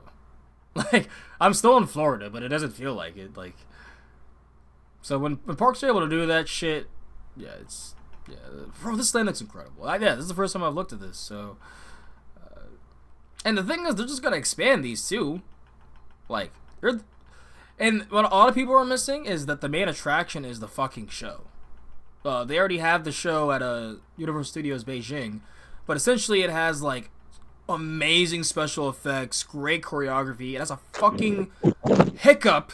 It has a fucking hiccup that flies around over the crowd. Or Toothless. Toothless and Hiccup.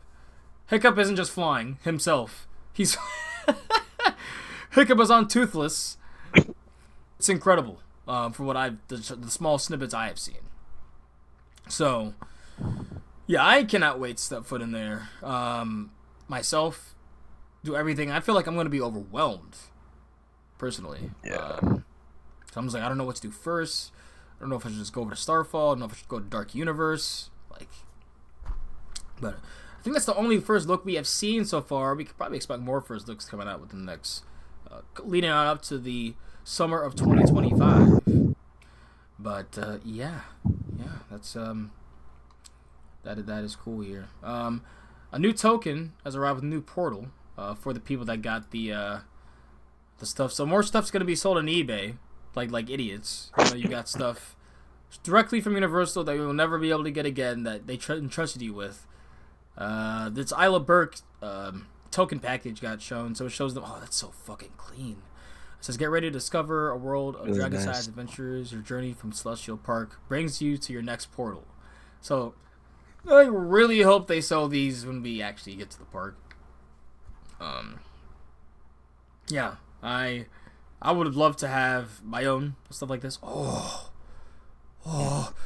you can get the tower and put them in. Oh, don't stop. Stop. I just can't. I know I want to buy that, and it's gonna be like $500 for everything. Oh man. But fun spot. Talked about that. What am I doing? I'm high. I think We got HHN dates. I think that's the next for uni. You guys need to find everything. Honestly, the next step for our categorization is literally tagging this shit. But we just got August 30th, first day HHN. Yeah, and that's 30th through November 3rd. Very hype. Yeah, this is strictly for from their HHN account, so it's not no rumor or anything. It's confirmed. Yep. You can get tickets now, actually. No passes yet. No freaking fear or whatever will come out later. Tickets on sale now. Yeah, I'm just gonna buy one now. Halloween Horror Nights. Just $80. Bro, did it go up? I don't remember. I thought it was 75. I think it might have been around the same. No, honestly, it might be less. I think I paid 90. But at the gate, it was like 150. 150. I can't. What an event! Oh my gosh. What an event. No, I'm gonna try to go to Not Scary Farm this year. That's the move.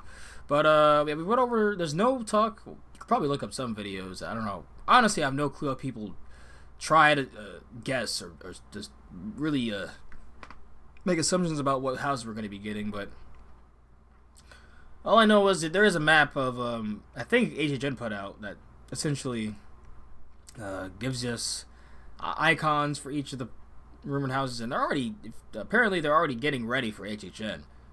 Certain areas in the park. So, yeah, it's definitely a big thing for Universal. Honestly, I think it's also why they're building Epic, because a lot of people from Islands just kind of leave. They don't want to do HHN. And so, if Epic Universe stays open later, potentially, or whatever, or they could just go to Epic Universe and not even go to deal with all that during that time. True. Yeah.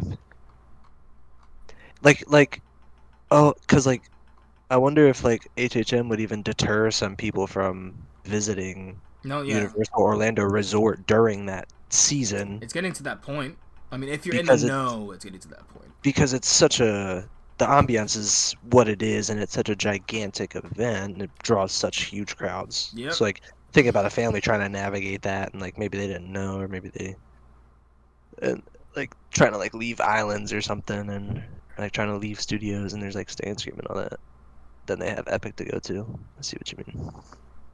Yeah, because you just go to Epic, and then I don't know why I feel like that park's gonna stay open later than all these other parks. I have no clue why, but I think it's kind of just because that's not the theory. But even though it's not directly right next to Orlando Resort, they still complement each other well. I think they're gonna complement each other really well. I hope that relay or shuttle that they have is they have enough shuttles and it's actually efficient.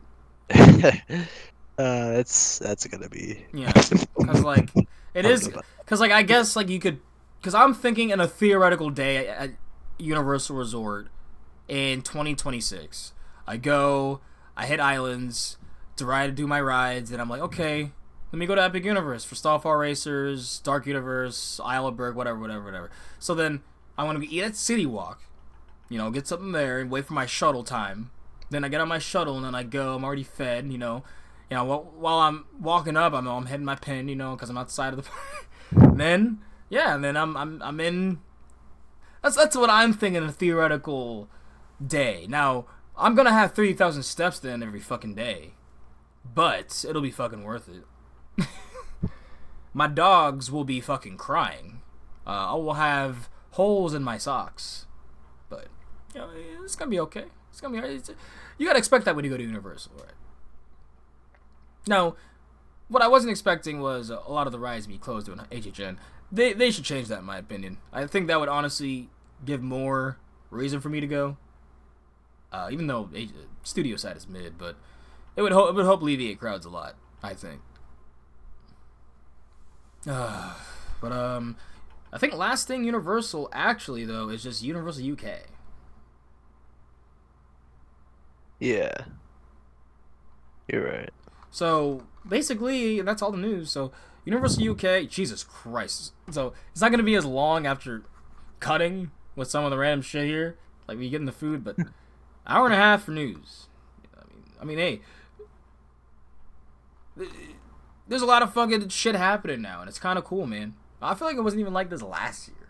Like even last year, it is really popping. Like it was a lot more dead weeks, a lot more dead times than a randomly popping day, and that gave us the news. Like every day, I'm adding something into the fucking like news for an episode. It feels like so. Yeah, it's just awesome being able to do this now, in the industry. So when it's actually really coming back alive again. So yeah, it's really cool. And especially with our home park getting something new and all this stuff happening, it's really cool and just exciting shit happening, man. Exciting shit. But really excited for y'all across the pond because the Bedford Borough Council confirmed that we are pleased to hear the latest news that Universal will hold a period of public engagement, welcoming feedback from our local communities. The project has the opportunity to be transformational for Bedford Borough. So yeah, they're definitely listening to everything, and apparently, from reports, it has gone extremely well on that end. So they're making leaps and bounds across this. Yeah. So expect to have some Universal hitting there, and I could see that's why Merlin's kind of stepping up in their aspect because I don't think they want to be seen as a Six Flags type of park, where it's hey bare minimum theming everything. I think they want to also put their theming up to maybe not Universal level, but at the point where people be like, hey, this is I'm immersed in this. The whole Nemesis area, they have people walking around in the suits acting like that. That's really cool to me. So yeah, that's all the news. Almost hour and a half of news, but we got a trip report now. Oh man, let me pack this real quick though. Finish off this 97.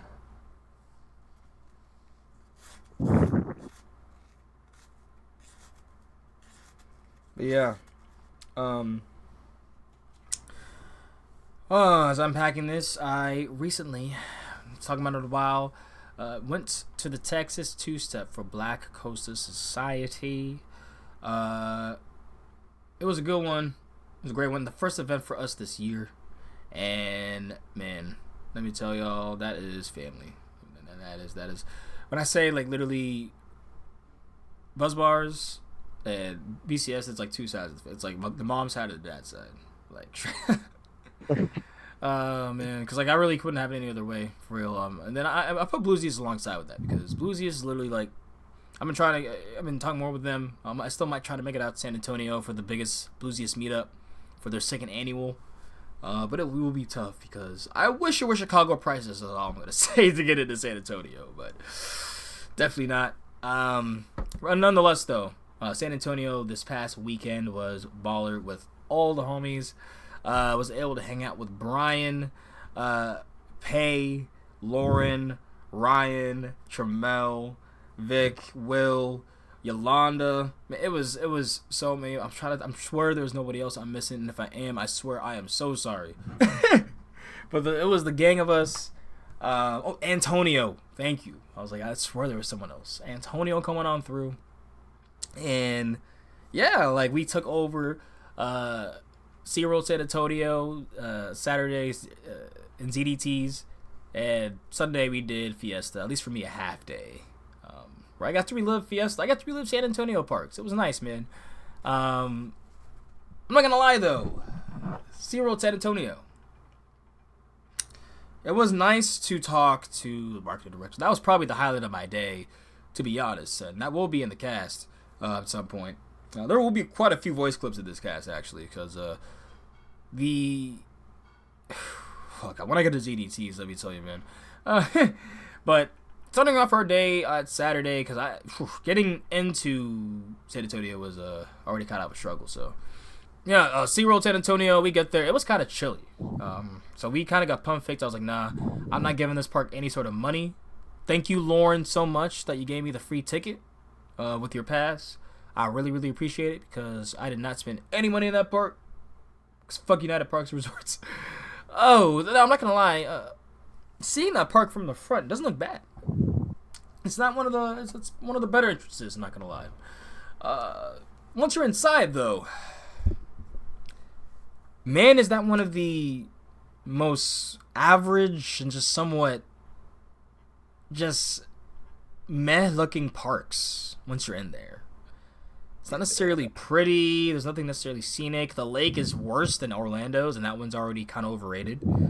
Like, it's not a pretty park. And when you go to a SeaWorld, I kind of would assume, not to an extent, but I don't know. It's not necessarily the prettiest park at all. Texas Stingray was pretty to look at, but that's all I could do.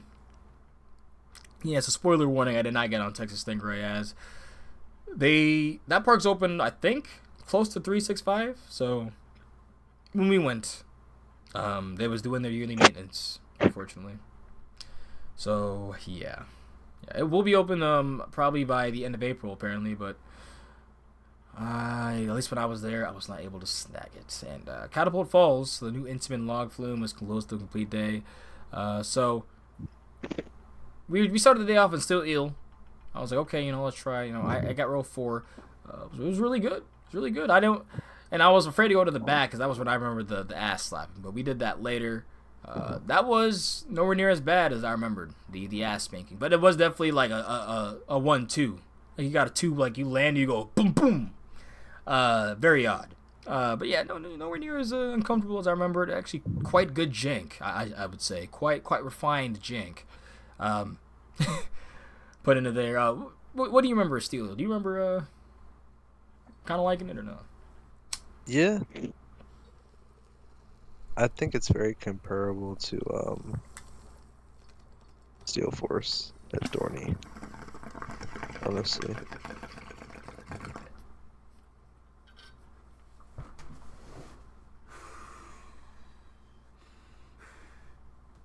It is very comparable to that. I was saying that, I was like, it really does feel like a mini Steel Force. I just really remember some like serious belt to ass, like you would kind of like pop up with that triangle hill and then you would just bam hit the seat super hard. No, did you ride row 3? Yeah. Row 3 is, in my opinion, the best one. You're gonna see that. At least you're gonna see it from row 2. But you're gonna hear me from row 3. When Brian posted on his Instagram, because yeah, you probably saw the switchback one already, but we were having a blast on that. Bruh. Nah. But still, yeah, it was definitely really good. Let me see where I have it ranked. It's not too high, I don't think. Yeah, I still only have it at 77, which honestly still seems kind of low. Honestly.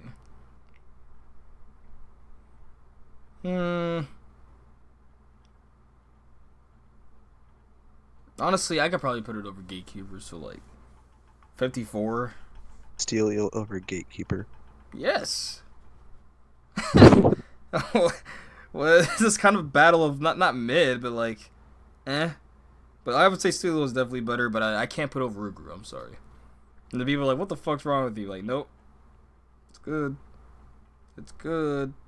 My brain's like trying to process thinking about comparing Rougarou and and Steel Eel right now, without having the layouts or POVs. Well, one is a Twister frosted. BNF layout that is very forceful and has an airtime hill, so it's cool with that. But generally, still run of the mill is just one of the best run of the mill layouts. I'm watching Steel Eel again. Steel Eel gives really good air throughout. It has good jank.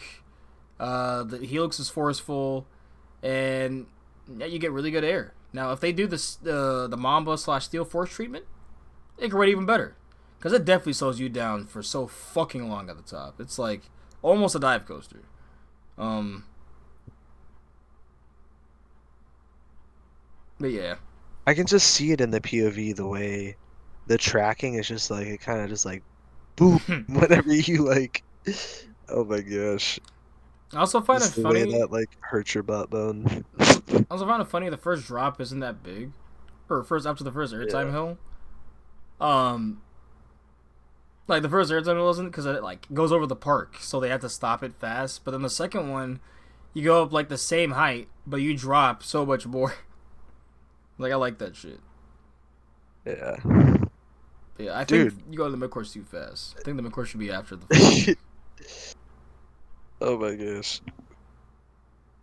We still need to somehow snag a ride on Superman at Six Flags America. It's been too long. Oh yeah, I gotta make my biannual trip one time soon.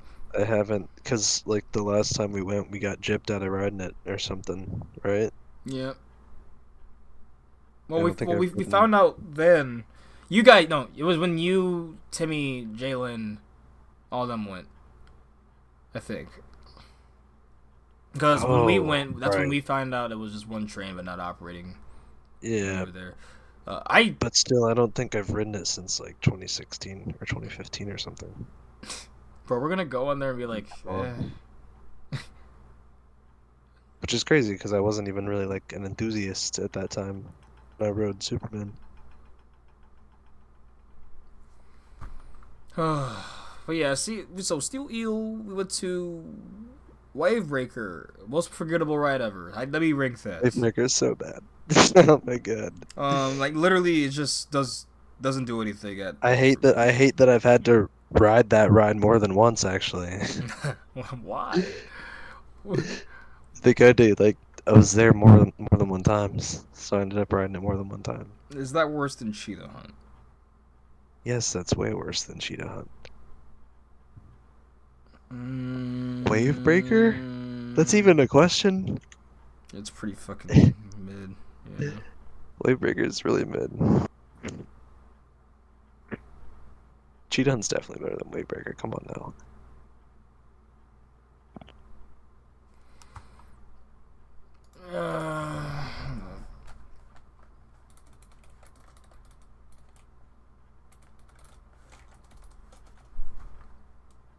Yeah, I have that way too fucking low by accident. I have Great Nor'easter way too fucking low. Why the fuck are you there? That's a really good coaster. Did you get the Journey to Atlantis credit? Oh, I had that already, but a lot of people in the party didn't. And I'm like, and they're like, that's it? I'm like, yeah, it's just like the last half of the one in Orlando. Dude, that really sucks that you didn't get Texas Stingray. Yeah, I was pretty fucking hurt, bro. Yeah, so like, I guess we'll go over that. So after shit breaker, after just a very just underwhelming ride, roller coaster in general. We got on Great White, which honestly, people say that's the worst one. That was the best ride I've ever had on it. But it wasn't like it was great either, but it was like, yeah, it was not literally like it was lubed with fucking glue. So it was just so sluggish. Yeah, it actually had some good force, good bite.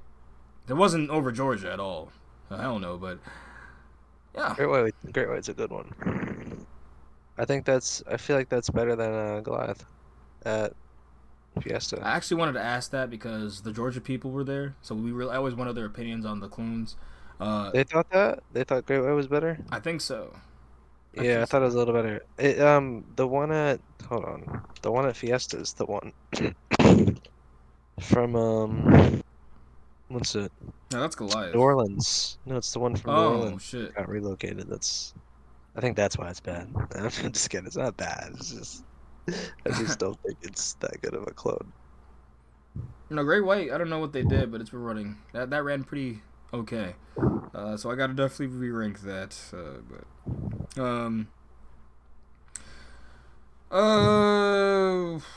What else here? Yeah, but then we got on. Yeah, I like to Texas Stingray. Sad. Cause yeah, after that point, once you do Steel Eel, Wavebreaker. What about the What? Screaming Swing? Oh yes, brother. So Shit, let me actually go through my phone so I gotta see. When I go through my phone, it's easy. that thing's actually like really good. It's one of my favorite flat rides of all time. Like They that's like better than Serengeti at Busch. let me just state they need to. If I'm SNS, I am mandating that every park uses that cycle. Unless you strictly want a more less thrilling one, like they try to make it thrilling at Serengeti Flyer. They try to make it thrilling at fucking Finnegan's Flyer. No, they're like, I'm okay. I'm like, oh, it's alright. It's cool. It's whatever. Tidal Surge, you start getting air within the fucking second swing, basically. And it's 2 minutes of just the max swings of all time I've ever fallen at SNS. Bro, the op was like letting me get the room, bro. I need to send you the picture, actually. It's literally in the... But, like... Bro. The room I had... Yeah. That thing's fucking awesome. That thing is fucking awesome. On the Screaming Swing? Yeah, I'm showing you right now. I just... Because obviously I'm going to sit back after that. It's like...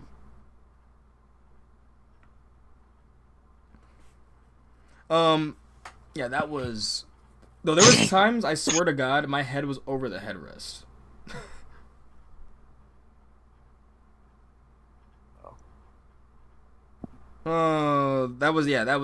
That's amazing. That ride is the shit. It's so good. It's so simple, but it's so good. Like, I loved it. What else did we do? I swear there was another. We did Journey to Atlantis, and yeah, that was it. Because we went back to Steel Eel, got laps. Then, yeah, Journey to Atlantis is terrible, in my opinion. But their that's one of the worst lineups in the States, in my opinion. Even though Steel Eel's there, like, if you're missing Texas Stingray, because even the Texas Stingray is really bad, bro. Like, yeah. Because, like, even the marketing director, Ray, he said himself, like, that's our marquee attraction. I'm like, yeah, it kind of is, man, because, like, being here, we completed the park in 3 hours, just, it was, fun, but, yeah, I'm not paying $90 to just lap Steel Eel. Yeah, I'm good on that. Hey y'all, just want to let you know that the interview with Ray Gonzalez is coming up, and it's not really an interview. He was going to give us a park tour, but had got caught up with other things in the park, so it was even kind enough to even meet us up anyway, and still basically allow us to ask us a bunch of questions and get a lot of information around the park. And yeah, unfortunately, I didn't realize the situation until about 5-7 minutes in, so that's when I pulled out my phone, and yeah, so go ahead and enjoy some cool behind the scenes from the marketing director, Ray Gonzalez at SeaWorld San Antonio. It's important for us to have rides that have that 42 inches, 48 inches for the little ones to ride, right? So we kind of have a good variety here. So we're kind of building them up. So we have the Grover's Coaster in Bay of Play, which is for the kiddos, right? Now we have Wave Breaker, we have Catapult Falls, then we have Texas Stingray. So as you go through our rides, you can get taller and taller and taller, so that you can get to Steel Eel at 48 inches and then finally Great White at 50 foot. So back to what I was saying. So we've done a really good job of curating the rides that we have in all of our parks to make them different. We're really big about our pass members, especially our Platinum Pass members, that give them access to all the parks, right? So it is a thing within our system where people will have a pass in San Antonio, go to San Diego, go to Orlando, go to Busch Gardens Williamsburg, Busch Gardens Tampa, and you get a different experience at every park you go to. If we did the Six Flags thing and did every ride and just, hey, that's going to be Green Lantern, that's going to be Superman, right? But it's the same ride. Yeah, exactly. So you'll see that a little bit. Like one example is Electric Eel and Tigris and Tempesto. It is the same ride from Premiere, and you can kind of tell when we got a deal, right? Like if we're putting 3 of those rides in the park, that means we got to buy one, get 2 free, or buy 2, get 1 free, right? We're going to be smart about it as well. Which is nothing wrong with them, but we do try to make sure that our signature attractions are different amongst the parks. What's that in back line right there? Where? Some tracks laying. So like back over there? It's not time to talk about that yet. What kind of track is it? So we were just going to ask. Wait, so what ride did y'all see that? That's one thing, so let me tell you a little bit about myself, and I'll kind of explain why I was excited to meet you guys and stuff.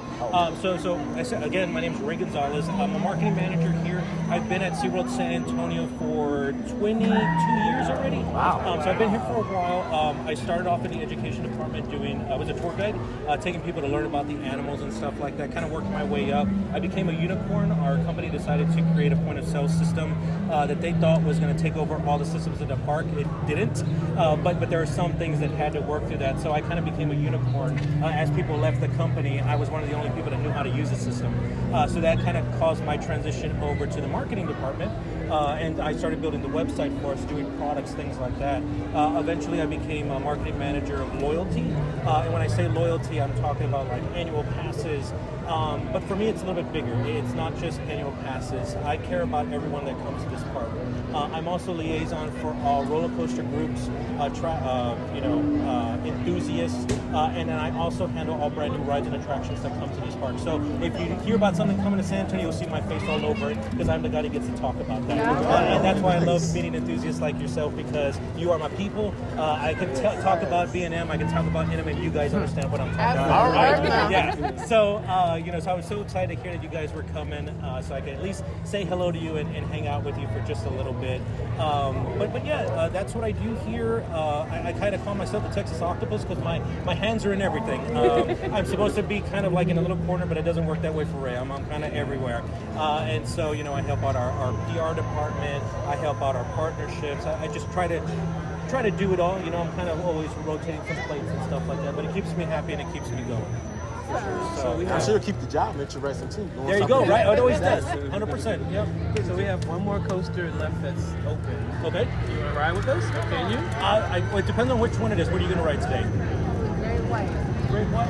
I don't get on Great White anymore because it gives me headaches. I've ridden it too many times. Yeah, no. 100%. So which one will you? Which one could you ride? So mine would have been Stingray. I would have run Stingray with you. So Stingray is a coaster. I'll tell you why.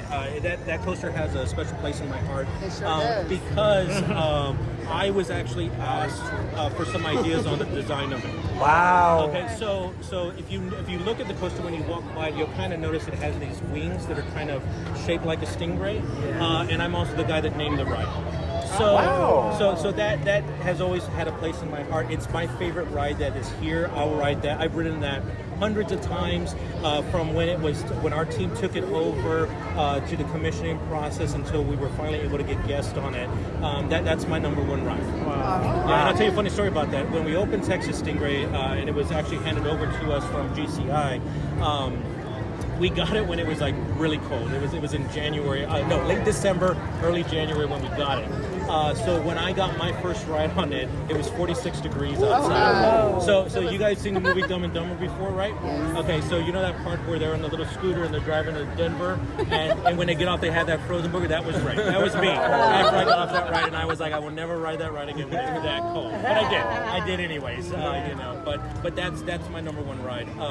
I always consider myself an old man. Like I won't ride steel eel anymore because it kills my back. It just totally kills my back. And great white, unfortunately, as I've gotten older, just like I can only do the flips so much before my day's done. You know what I mean? So unfortunately, that's kind of where I am. What do you think steering will be bad? I don't know. I don't have an ETA on it. Gotcha. Yeah, like I said, a lot of gremlins. Maybe by June? Hopefully, way before then. Hopefully, but I just don't have an ETA at this moment. No problem. Yeah. Okay. Any questions? Anything else I can answer for you guys? Again, I appreciate Get a picture with you? Of course you can. Of course. Awesome. That's easy. We can actually. I think we can. You want to get right here? Yeah. Wherever you guys like. You tell me. I told you I was not going to be able to. Yeah, I was gonna say. But Tuesday, I was like, okay, I can't come, so let me go ahead and come. Awesome. Well, thank you for reaching out. I'm so glad that you did. Thank you. We get the blues. Yeah. Where do you want me? And I'm literally in Louisiana myself. So Are you? I am.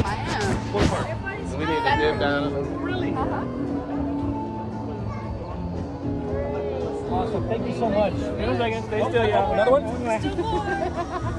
Oh, a couple more? Do you have everybody? I feel like the people have. Go, Brian, somebody come on this side because he got his black on that side. Alright. Awesome. One more? One more? I'll take it. Make some balance.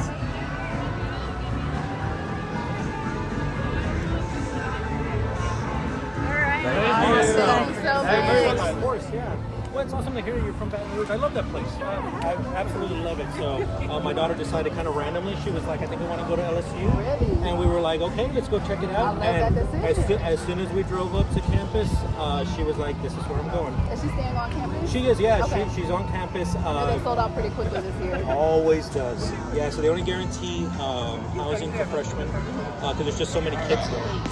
But my daughter also joined a sorority, so she moved in a sorority house next year. So That's perfect. we were like, it's good. That's fine. And you said she was a freshman? She's a freshman, yeah. Yeah, so becoming a sophomore, and she loves it. I finally got to go down for a football game too, so that was Oh, you got to fantastic. go tailgating. Oh, I did. Oh, girl, I went tailgated for sure. Oh, I did. Started it's an all-day at thing, like but it's so much started fun. at like 8 o'clock in the morning. It was fantastic. It's so much fun. Yeah, I was ready for a nap after that, but it was good. It was good. Yeah, you're enjoying yourself. I couldn't get over just how friendly and awesome everybody was. Like that just it Listen, blew the my hospitality mind. is Like amazing. it really is. Absolutely. You like Agreed. college football? I do. You like Ohio State? No, ma'am. I'm a go blue. I'm a go blue Michigan. And then I'm Oh, also no. I miss the Ohio Michigan game. okay. I'm from Michigan, but I'm a big fan of Ohio State. Awesome. And then I'm also a big Longhorn fan, of course, because it's right here, you know. I went to college here in San Antonio, but most of my weekends were in Austin, so it was like I was going there, you know what I mean? So I will always bleed burnt orange for sure, but outside of Texas, now it's LSU, of course, right? But I still have my go blue for sure. That was always a high school thing for me. I don't know what it was. I just really liked Michigan. I was That's all the about best it. football game I ever went to in my life was them playing Ohio State. I'm originally from Cleveland, Ohio. Oh, okay, gotcha. I think both parents went to O State. Yeah. Hey, right. O State. Rams fresh. You big WWF?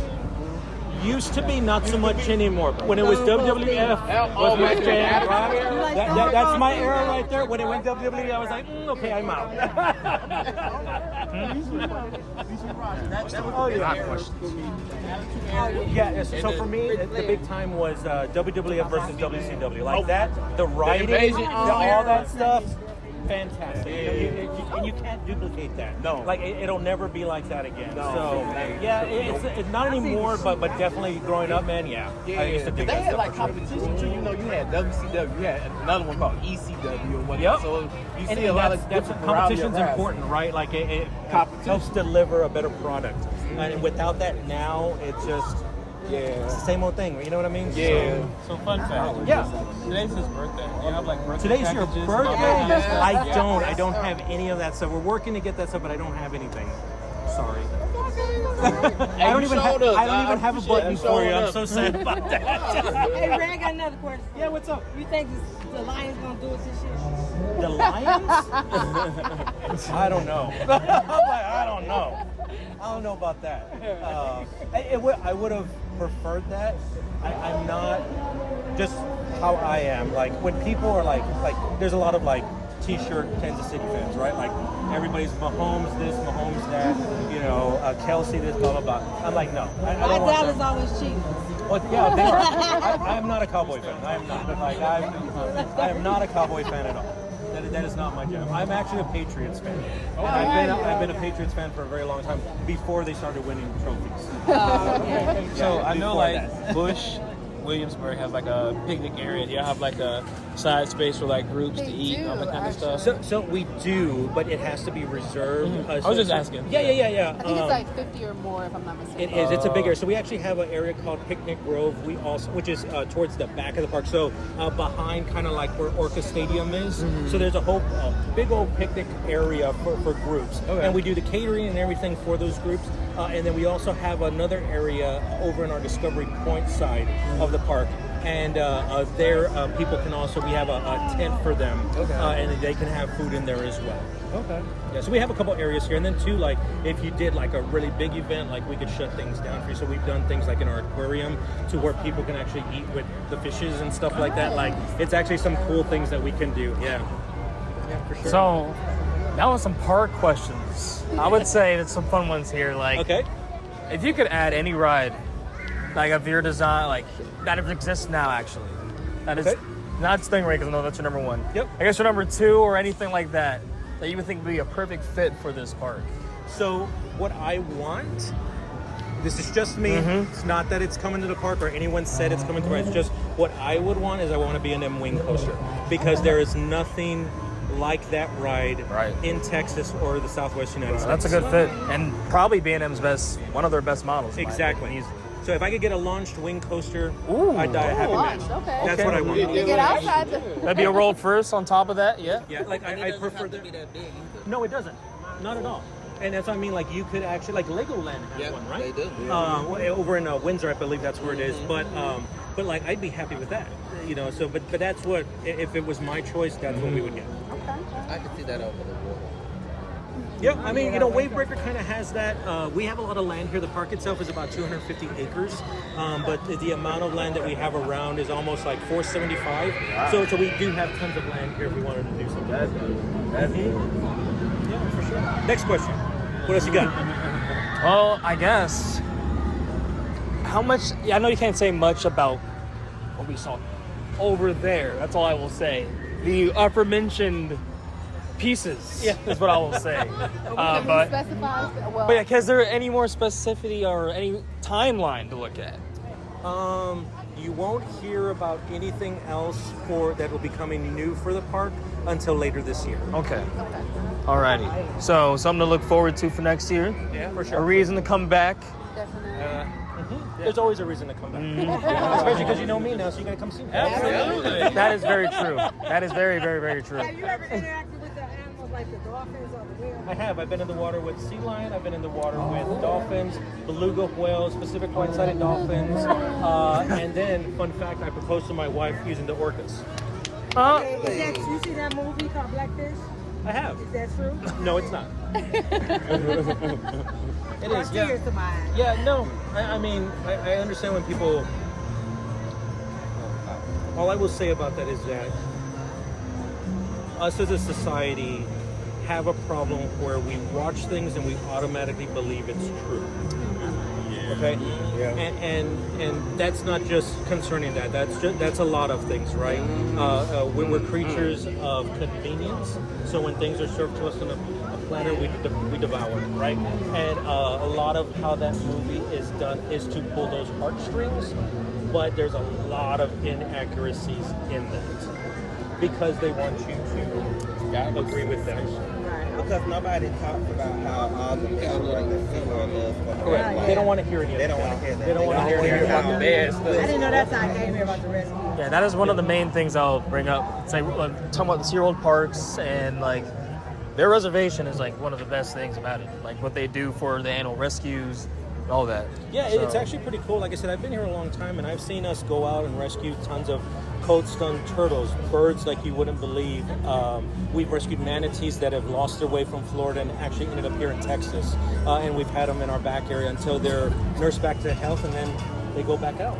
A lot of the animals that we have here that came out from the natural environment are here because the government tells us it's not safe for them to go back. They can't live by themselves out there. They need your help, and that's why they're here. So when you buy an admission ticket and come to SeaWorld, all that money goes to them. Okay. So always keep that in mind. At all your shows, which one do you say the dolphin or the orca show? I'm kind of sentimental to the sea lions. Like they just make me laugh. Like they're like big wet dogs, right? Like I've always just had an affinity for the sea lions. Of course, it is amazing if you've never seen a clear one before. Definitely see that. It is mind blowing when you actually see how big they are. And that they're here, that it's easy for you to see them here, and you don't have to go to Alaska or out. Because I'm far from, I say in Michigan, I'm far from the ocean. Sure. Right, yeah, for sure. I got something to just add up to that. Yeah. I don't know if you can answer this or not, but do you guys think that y'all ever expand more so towards the Midwest or Because y'all Big was in East? Because y'all was Ohio. Ohio with SeaWorld Aurora. Yeah, and then closed I down. actually think, and again, this is just my opinion, right? I don't think you'll see another SeaWorld in the U.S. However, you'll start to see us move internationally. Like we already have a park in Abu Dhabi, which if you haven't seen that park, it's absolutely amazing. It is just absolutely amazing, right? But I wouldn't be surprised if you start to see parks pop up in other countries throughout the world. It doesn't really make business sense to open another one here in the U.S. when everyone can, one way or another, get to San Diego, San Antonio, or Orlando. So y'all got 3 here. We have 3 here, yeah. And then, Utahson as well. We have 2 Busch Gardens parks, right? We have Sesame Place right outside Philadelphia. Which, if you guys have not been to that park, you got to go ride Oscar's Wacky Taxi, which is a... it's not GCI. Gravity it's Group. Gravity Group. I went, but it wasn't open. But that's a phenomenal coaster right there. So just another coaster, definitely worth the credit. Yeah. All right. That's the answer. Yeah, of course, yeah. Any other questions? Well, I guess thank you for meeting with us. Of course, yeah. Of course. No, thank you guys for reaching out. I appreciate it. Again, I'm so disappointed I couldn't give you a tour this morning. That was my total plan, and then they were like, we're going to Y'all, West here. We're on the High Rollers, but I'm also here with live instead of being on a Discord or a Facebook. We got Lauren. What up, y'all? We got Pay. What up? We just did 90%, I would say, of SeaWorld San Antonio, as unfortunately we came at a wrong time for Texas Stingray, as Very wrong. they decided to do maintenance. And so we did not get a ride on that. So another big coaster we're missing, but it's good. It's good. Still Eel redeemed itself. I think definitely a row 3. If you're riding a Morgan, just ride a row 3. Just good character fun. Like you could tell, like that was not just FVD design. But anyways, Tidal Surge, scary amount of airtime. I get the hype. I get it. So, y'all, what are your thoughts on, what were your favorites so far and everything we did? I would say, honestly, today still it just took the torch for me. Yeah. The amount of airtime, I feel like my first time riding it was way worse as far as like roughness. And maybe it's because I knew how to ride it this time around. I didn't experience that a ton of airtime. It was just a really fun ride. Truly was. What was yours, Pay? I'm going to have to say the Flyer was my best ride here today, even though I did enjoy still here. The Flyer was good because so good. I didn't expect it to be that good. And It starts off fast, like within the third swing. Yeah. and it was so much force. Yeah. But generally, there was points I was kind of scared of the airtime I was getting. It was so good. More ready to do that. People want and throw. That was great. Yeah. That would definitely redeemed it, especially with talking with Ray Gonzalez, the marketing director. We have an interview with that will be up on the cast, obviously, but you should definitely give that a listen. He gives some cool insight behind the park, even some personalized questions about favorite sports and all that stuff. So you'll definitely give that a listen as well. So Brian, Yes. what were your thoughts On Steel Hill? on SeaWorld San Antonio? I'm just a little teed up about Texas Stingray being closed, but Oh. other than that, it was definitely fine. A lot of things exceeded my expectations because Steel Hill is a winner in my book for sure. Oh, yeah? Not like top 10 worthy. But Oh, no. yeah, but definitely surprised. Very smooth. Very smooth, by the way. Oh, yeah. Smooth, and I was surprised that the airtime did not kick my ass like I thought. Man. It was kind of overselling that. It was definitely jank, Definitely jank. but it was Definitely good jank. Very. And what I really did like is the first part of the lift hill when you're dropping, and it kind of hangs there. You get a little hang time, and then you drop. Oh, the drop is great. Now, I'm curious if they would do the Mamba/Steel Force treatment with the new control system or That operating would be system. dope. And then kind of ease up on the trims. No, that on the trims and just let it Mid-course. go on that chain lift. No slow down. Man, that would be amazing. Yep. Amazing. Do you know what kind of forces that were pulled? I mean, that's why Mamba and Steel Force. That's what I'm saying. That's like a mini one of that. If that was Yeah. good, those Yeah. are great. Yeah, but I feel like that was a good way for me to lose my Morgan virginity too. What that could out of context. Oh yeah, very much a different experience. Exactly. It did. Hey, listen, it did. Well, we are literally leaving. Your visit today helps animals in the wild. I hope it does because, woo, these prices get there. But have a fantastic day. Yes, Man, I mean, hopefully ZDTs gives me the Woody that I want. Phrasing. Oh my god. Yeah, from there we went to CDTs. CDTs. Man. So we pull up, see Switchback. I'm like, okay. And let me tell you, RC, from afar, and even from your rides, I was like, it's probably going to be cute. You know, still I'm going to like it a good bit. You know, basically, I think I'm going to place it somewhere around White Lightning. You know, I think it's going to be around... let me tell you, when I saw that pacing... when we got there, I'm like, I looked at the stats immediately, and I'm like, there is no way in hell. Hear the wheels, bruh. I'm like, right. I'm like, there is no way in hell. You could hear it screeching. There is no way in hell this thing is running at only 41 miles an hour. No way, no. It's insane. Yeah, we get on, and I wait. Some BCS members got on first. I see their reactions mid-ride, and I'm like, oh, this thing's going to be good. I get on, front row, left side. Which I think is the best side, by the way. So just for the laterals, but... Yeah, that is the true definition of size doesn't matter. No phrasing even needed, just... Bro. My bad. What's the fuck? How did they make such a punchy layout? In basically someone's back fucking yard. Like... Like, too. Bro!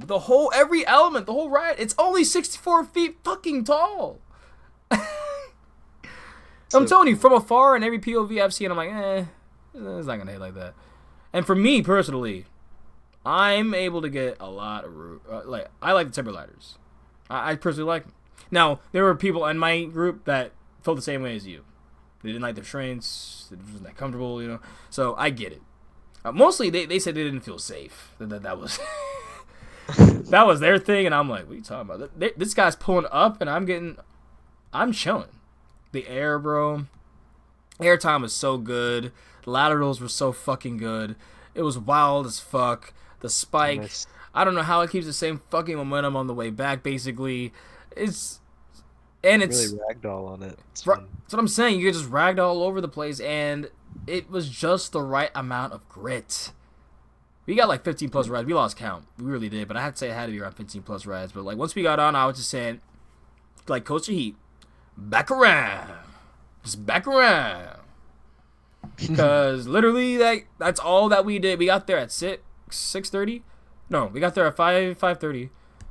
Park closed at 7. Yeah, we got probably close to 20 rides. And then now we're taking breaks, showing, just like talk with the operators, which, by the way, the fastest ops at a family entertainment center I've ever fucking seen in my life. All they do is you pull down, they pull up, and you go. They are sending trains basically faster than rides with 2 train ops. Like, I'm not even fucking joking. Like, it's... it can be that simple. It can be that fucking simple. It really can. There needs to be no safety theater. And you can just get on all these fucking rides. Man, oh man. Yeah, just from the drop. The drop's obviously better in the back. But drop, that first hill. The overbank might be my favorite part, though. That might be my favorite part. You get crazy positives and laterals there, bro. Crazy positives and laterals. And when you turn around, it's kind of better on the right. I'm not gonna lie when you do this, but when you turn around, you feel like you're surfing. It was so fucking cool. Yeah. The double up into the lateral turn, the drop where you just laterally go down into the spike and everything back again. Fucking insane, man. Fucking insane. Maniacal. So much fucking character. That thing is literally my number 20. Switchback is my number 20. I was shocked. I gotta rewatch the POV too. I was fucking shocked, but I had nowhere else to put it. It is too good of a coaster. And if you rode like front and back, I rode front, back, left, right, up, down. I rode every single row, every single seat. Because like there was times where just no one was there letting us keep sitting, just rotate around. Everybody else in the train just rotate around. But front left was my favorite because just from the beginning, it's like a mini Gwazi pre-lift. You know how like Gwazi, you start rolling out and then you drop right into the and get a really sharp left. So if you're on the right side, you just jut with laterals. It's the same shit, but on the left side for my switchback. The same exact thing, except you got that wooden coaster grit. Oh my god, man. Yeah. But everything else in the front left, those laterals were... it's the overbank where I'm literally like... It's crazy how it keeps that pace on the way back. That's what I'm saying. I'm like, wow. If you're on the left with that overbank, the laterals and the positives push you into the empty seat. Yeah. So that's why I'm just like... that's like my favorite element, right? Yeah, if you are in the San Antonio area and you've seen this ride, or if you're flying through and you're staying there for a bit and you're going only for SeaWorld, only going for Fiesta Texas, do yourself a favor. Take the 45-minute drive to the small little town of Seguin and ride this thing. It might be one of your favorites on the fucking trip. Because it was my favorite on this trip specifically. Which, spoiler alert, I did go to Fiesta and I did ride Iron Rattler. So, yeah. I'm watching the movie of that right now. Still works. I'm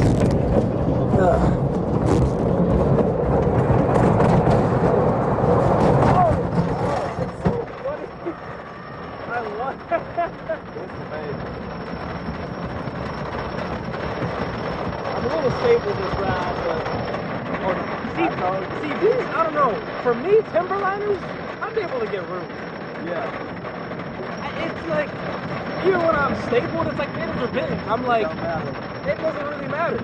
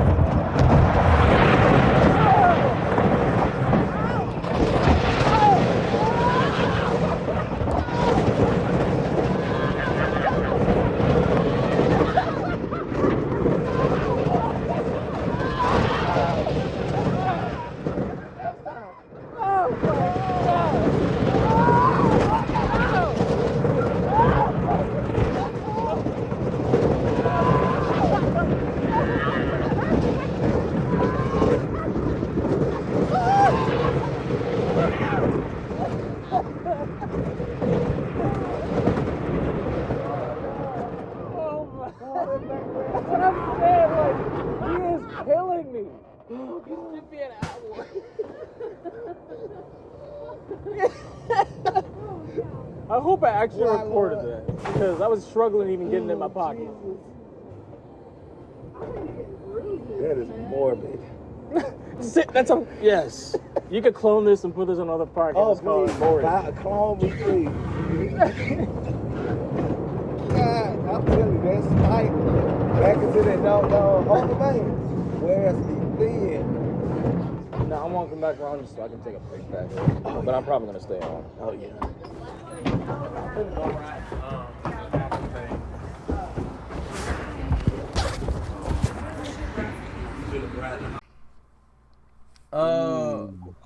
No, the scenery of Iron Rattler is amazing, which I'm going to get to. But Switchback, we were coaster drunk on the way home.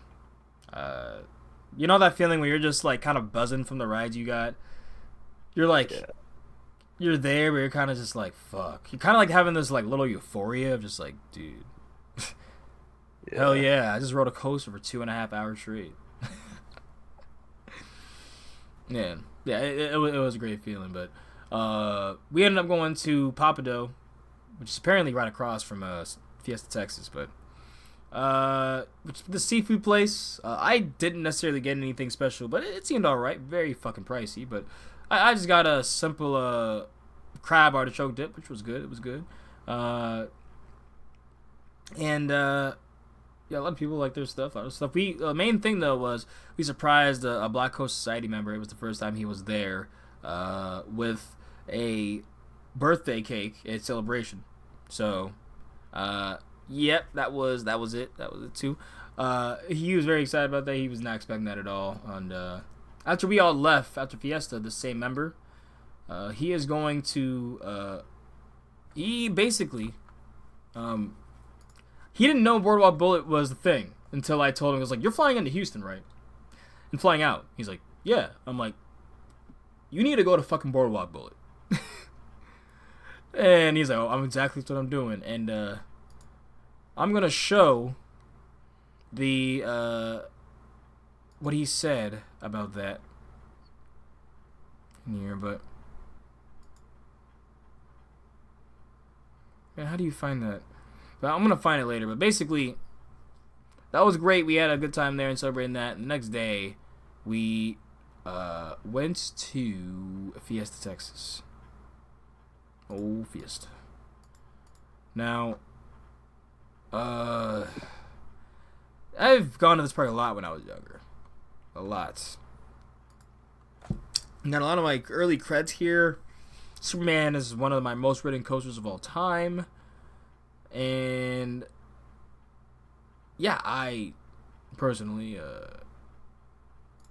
I didn't have a reason to really rush this park. I just needed 2 creds knowing that Wonder Woman was closed. And I was kind of just here to vibe, take it easy because I knew it was more of a half day anyway.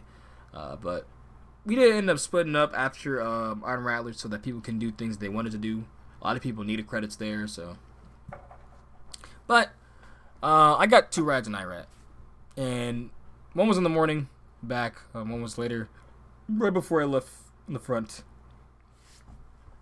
But we get in. It's kind of the same song and dance with it being cold, kind of in the morning, and then it just warming the fuck up with the sun. But it was awesome seeing the park again, you know, because it was a good park. I would say before. In fact, I mean, it's kind of like I feel like.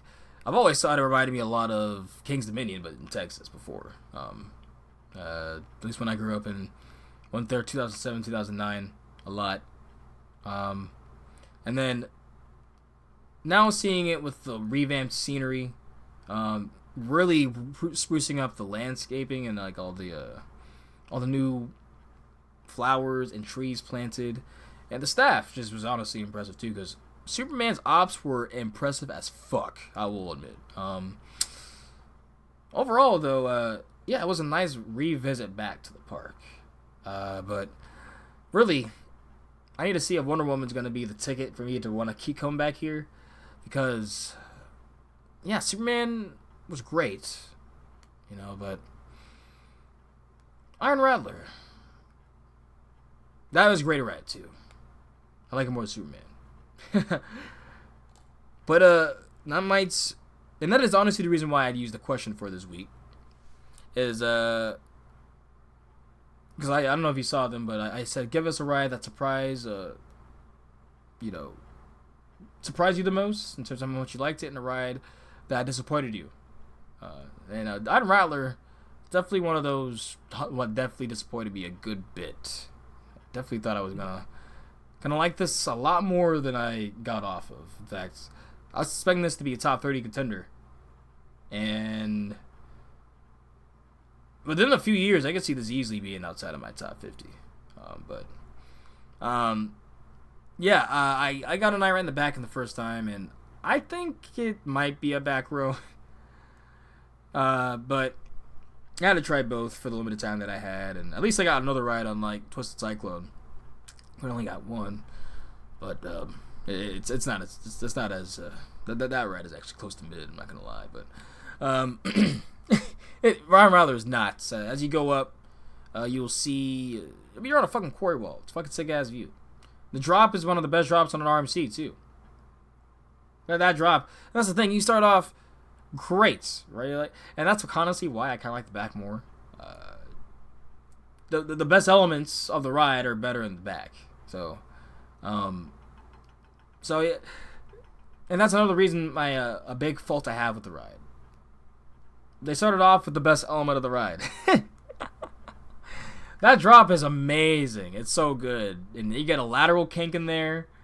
But after that first part where you go to double up into the wave turn, that feels like a worse Wildcat, like a floatier Wildcat. I spent more positives in that turn. It was just speed, really. And then the 0G roll was good. But then the dead of the... I could see where people do not like the quarry wall section. I could definitely see it. Because I'm like, okay, alright, this kind of just feels like a pre-lift. Until I got to the weird, like kind of overbank segment. And then the drop happened. And yeah, that slaps. But then you just go through a tunnel, no positives or anything. And yeah, you kind of fly in with lateral kink, which that's better in the front. But yeah, I did not necessarily like the pacing on that ride at all. Yeah, it really meanders on the cliff. Yes, and I'm like, and yeah, really, like I wish there was more positives in the drop down after the wave turn. And the 0G roll is good, but the cliff segment, yeah, that's really the big part for me. I'm like, damn, this is really not hitting. So, yeah, it really comes out of the pacing for me, because that's really a big thing I find. Now, it has the character. It definitely has character in that aspect, so... Yeah. So that's why I love it, into a sense. But where I have it... Let's see... I have it at 43. Right behind Volcano. Wow. Yeah, Volcano is definitely still standing strong for time being.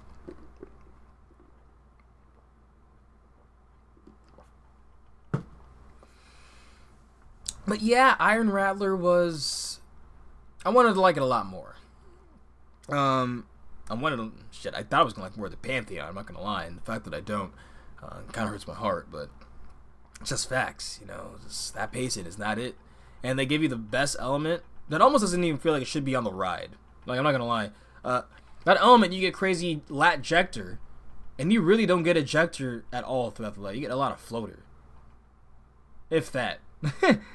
So, yeah, it's definitely not my taste. For me, personally. But Dr. Diabolicals, a lot of people were kind of mid on this. I'm going to rank this on the cast because I don't have it ranked. But personally speaking, it wasn't that bad. It wasn't great or anything, but like, people say the airtime hill's a dud and all that stuff, but I got air there. I legit got air. There were some positive moments. The pacing was okay. For a dive, like it was a little bit whippier in the sense of how fast you go through the layout. But it still was kind of the same layout. Just, like, it literally felt and looked like a mini dive. Because this is my first mini dive I've been on, I guess. So, yeah.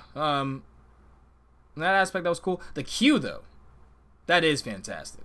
That is fantastic. I saw the whole thing, you know, where literally both pre-shows are like, you're in there and then like the fucking circuit breakers are going off and then like everyone is like, what the fuck is happening?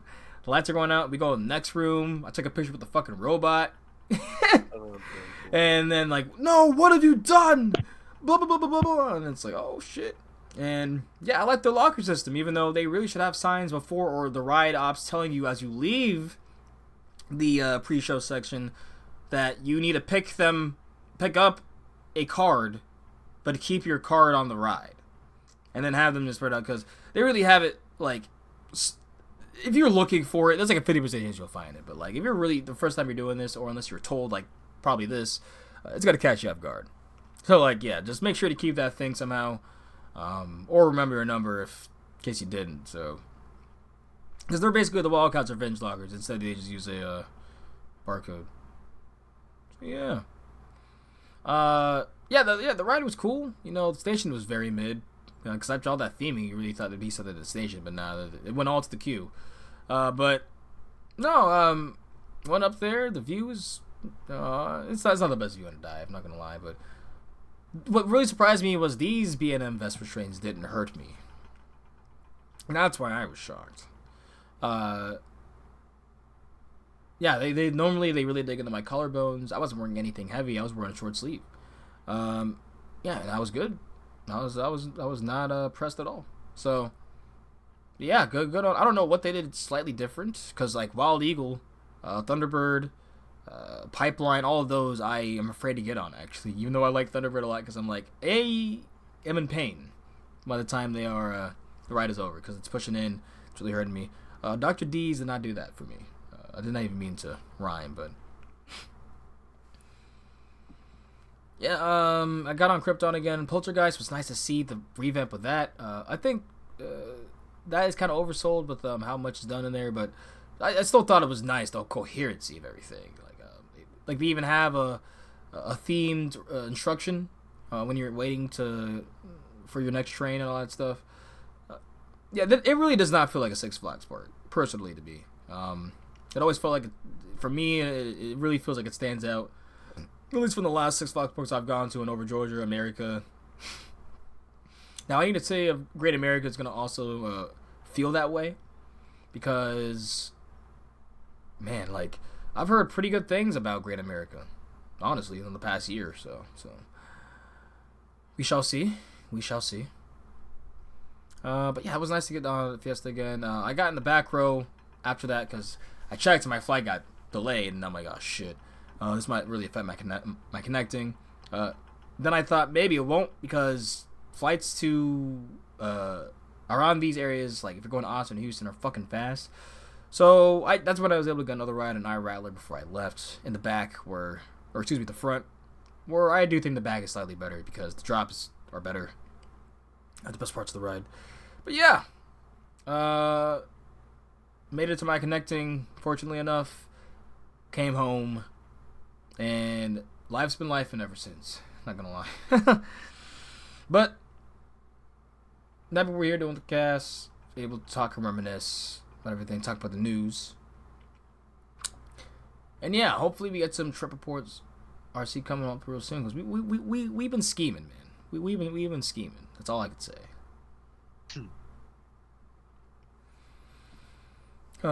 So yeah, what are your thoughts on Iron Rattler and Dr. D's? Dr. D's is kind of... Dr. D's is what? Kind of mid. Yeah, it's mid, but like everyone said the airtime hub wasn't gonna hit, but it definitely hit. So I was shocked in that aspect. I think it hit for what it is. Definitely, it exists. It's small. No, like, see what I'm saying? Like, I got a good pop of air. That's what I'm saying. People say like, oh, it doesn't do. I'm like, nah, it was good. But But IRAT, I think I like a little more than you do. Yeah, where do you have it in your top 30, right? Let me see. Because I was saying, like, because we do have similar opinions, but we don't always overlap. So that's why, I mean, I generally disliked it, I think, more than a lot of the group. Someone had that over, like, a lot of the elites, and I'm like, okay, guy, okay. But 22, actually. Bro, whoa, what rides were you getting? That's all I need to know. I got night rides on it. I got like really hot July rides too. And I remember we were marathoning it because there was some reason, there was like a single rider line or something. Just marathon it. Man, what do you have Texas Stingray? Not ranked. Boardwalk Bullet's 21. Man. Those are my two faves in Texas. So I can't wait to play this for Boardwalk Bullet. So I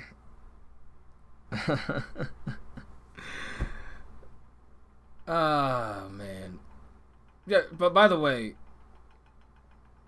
all I'm gonna say is Switchback, his screams say it all.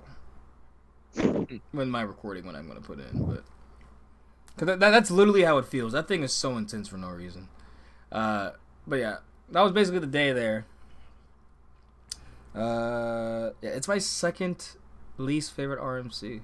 I like Lightning Rod more than that. I like Storm Chaser more than that, yeah. Yeah. But, I mean, it's still a great ride. Like, I would definitely keep riding it if I had the time, but Krypton was nice to get back on again. It solidified itself as its my favorite floorless. But they're floorless, so they're not really that high anyway, so. Oh, I guess the last thing here is not even from me, because I made it home, but on Monday when Vic was getting on his trip back at night, he literally was able to ride Boardwalk Bullet from open to close. Got like almost 20 plus rides on it. And here were his thoughts. I'm so speechless right now. I don't know what's with the state of Texas, man, but it seems like they have a lot of gems when it comes to these roller coasters, man. I just got done riding the Boardwalk Bullet like 4 times. I rode it on the first row, the third row, the second from the last row, and then the very back. And all I just have to say is, it's strong laterals, but with aggressive airtime. Especially you ride that coaster in the back row, just aggressive. You know, this ride right here kind of remind me of another roller coaster. I don't know if you guys are familiar with it. The one in Knoebels called Twister. It kind of remind me of this roller coaster, but so much better, like 100 times so much better. When I tell you, my butt in the back row, like the 11th, 12th row, where my butt was hardly being on that seat every time I was going and turning like this on the laterals, I felt like I was in coastal heaven. I'm definitely riding this roller coaster 17 times, and I definitely recommend this one. I think this is like the best wooden roller coaster out here in Texas. Now, I never got the chance to roll Texas Stingray because it was closed, but I even if I rode it, I have very strong faith that this one is the superior wooden roller coaster to Texas Stingray. If you guys ever be in the Houston area, I definitely recommend it. Even if you like in San Antonio, I think it's probably like a 3.5-hour drive. Yeah, it offered this in a couple of facts, but I still feel like, in my honest opinion, this is worth it. This is worth it. I don't know so far where this would be in my coaster rankings, but this coaster right here has the potential to be somewhere in my top 20 or my top 30. All I have to say is strong laterals and strong aggressive airtime. And shout out to Rex for recommending me to go and try out the Boardwalk Bullet, man. I am very, very impressed with this buddy. The Gravity Group done a good job at it. Now, I ain't really ride too many Gravity Group roller coasters, so I can't really say, but so far, this is some of my top buddies. And I'm gonna let y'all know the little secret. I like this over my home park, which is Michigan Adventures. They signature ride. It's in the top of my head, but it's not the Wolverine Wildcat, but it's Shivering Timbers. That's the one, Shivering Timbers. I like that over this. I like this one, Boardwalk Bullet, over Shivering Timbers. That's just how high I got it. Okay, I'm gonna get some more rides on there. And shout out to BCS. All right, peace. Yep, and shout outs because he did get 17 more rides. He literally rode it to that part closed and got on his flight. And it ended up being, I think, in his top 20. So, I don't know, it could be even higher. I was like, damn, I might just get a long layover in Houston just so I can fucking lap that thing. That sounds like the move. Oh, yeah. So. That was basically it. The trip's over. Texas Two-Step was a success. It was great seeing the new members. It was great catching up with the old members. We had some laughs. Oh, we had some great times on the rides. And the next one coming up is actually pretty soon. It's the BCS Midwest Twist. So we're going to Holiday World in Kentucky Kingdom. Obviously we'll be at Holiday World the Hollywood Nights days. But we're trying to figure out exactly when we're doing Kentucky Kingdom. But come on through. I literally went last year without a ticket to Holiday World, and I still had the time of my life. There are a lot of people that are stragglers, not necessarily trying to look for a ticket, but, they're there, it's their first time, or they just love the park. So they didn't necessarily get a ticket, but they're having a good time with everyone else, because we're all DOOZYs here. It's a great place to meet some great-ass people, so I recommend coming on through anyway. And then literally Kentucky Kingdom is an hour away. Great place to get some of the best wooden coasters in the world, and obviously Storm Chaser and Lightning Run at Kentucky Kingdom. So definitely come on through. And if you're a part of, I think any of the, oh no, that was for Hollywood Nights. Never mind. Actually, no, this is still important though. If you're a part of any coaster club, I think most of the main ones like Ace, Buzz Bars, MCN, all that stuff. I would check on their website to see which ones are exactly affiliated, but you will get discounted tickets, I think, or season passes, something like that. So, yeah. Catering to the DOOZYs. Love it. Nah, I think that's really cool because Hershey Park even did something like that because they were saying, Small Ball put out a tweet. It was like, see, this park's need more of these thrill rides, all the excitement and hype, blah, Parks are built around this, especially look at your lineups. You're built around thrills. People want thrills, and Hershey Park actually liked that. They liked the tweet. Now it could just be the marketing guy, but still, it's cool to think hey, yeah, we're gonna be focusing on thrills because that's what this park is. And every park has their own thing. So yeah. I just think we're getting back to a more norm, and it's cool again. I'm really excited for the industry right now. Yeah. Switchback was fantastic. It is probably most of the time when I'm there, I will probably try to grab a few rides on Switchback.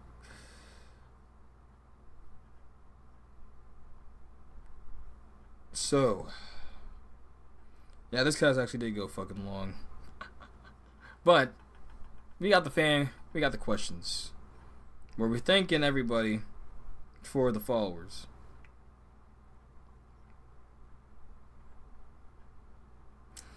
So let me start off with the Twitter side, because there's less there. Come on, so right now, Twitter, y'all need to step up, man. Y'all need to step up. Hold up, let me see here. Oh, never mind, we don't got that many followers here. We got 75, but y'all be liking all these tweets and shit, but y'all need to give me some questions, man. Now, some of y'all did, a lot of y'all, I was gonna say one of them. I'm happy I finally get to plug them without just straight up just gassing it up for no reason. I have a reason now because they answered one of the questions. So yeah. Right, on the Twitter side, Jimmy Ford, I feel like been a new listener, been listening for a while. Says, I'll bite. Disappointed by Windjammer and Knott's Berry Farm. And is it actually that bad? Because people say it's really bad. Looks awful. Well, did you not get on it? No. Did you just skip it or like? Huh? Stefan. Oh, Windjammer. Okay.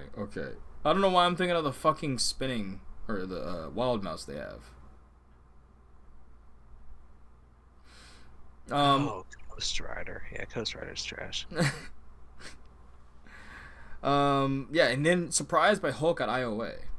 But to continue, Windjammer hurt like hell, and Hulk was just super rewritable for me. Intense too compared to other BNNs I've been on. Yeah, so obviously we have not been on Windjammer.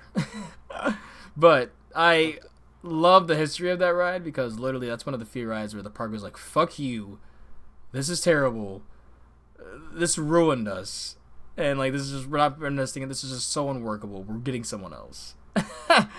Like, I think Steel Curtain might be the next case of that, and I really hope it's not, but Hulk. Oh, I'm so happy you said Hulk. I love me some Hulk, man. Oh, do they have Hulk Nano Coaster? I would build that. Hulk is so fucking good. And I'll always stand on that. It's so good. Don't you prefer Kumba, though?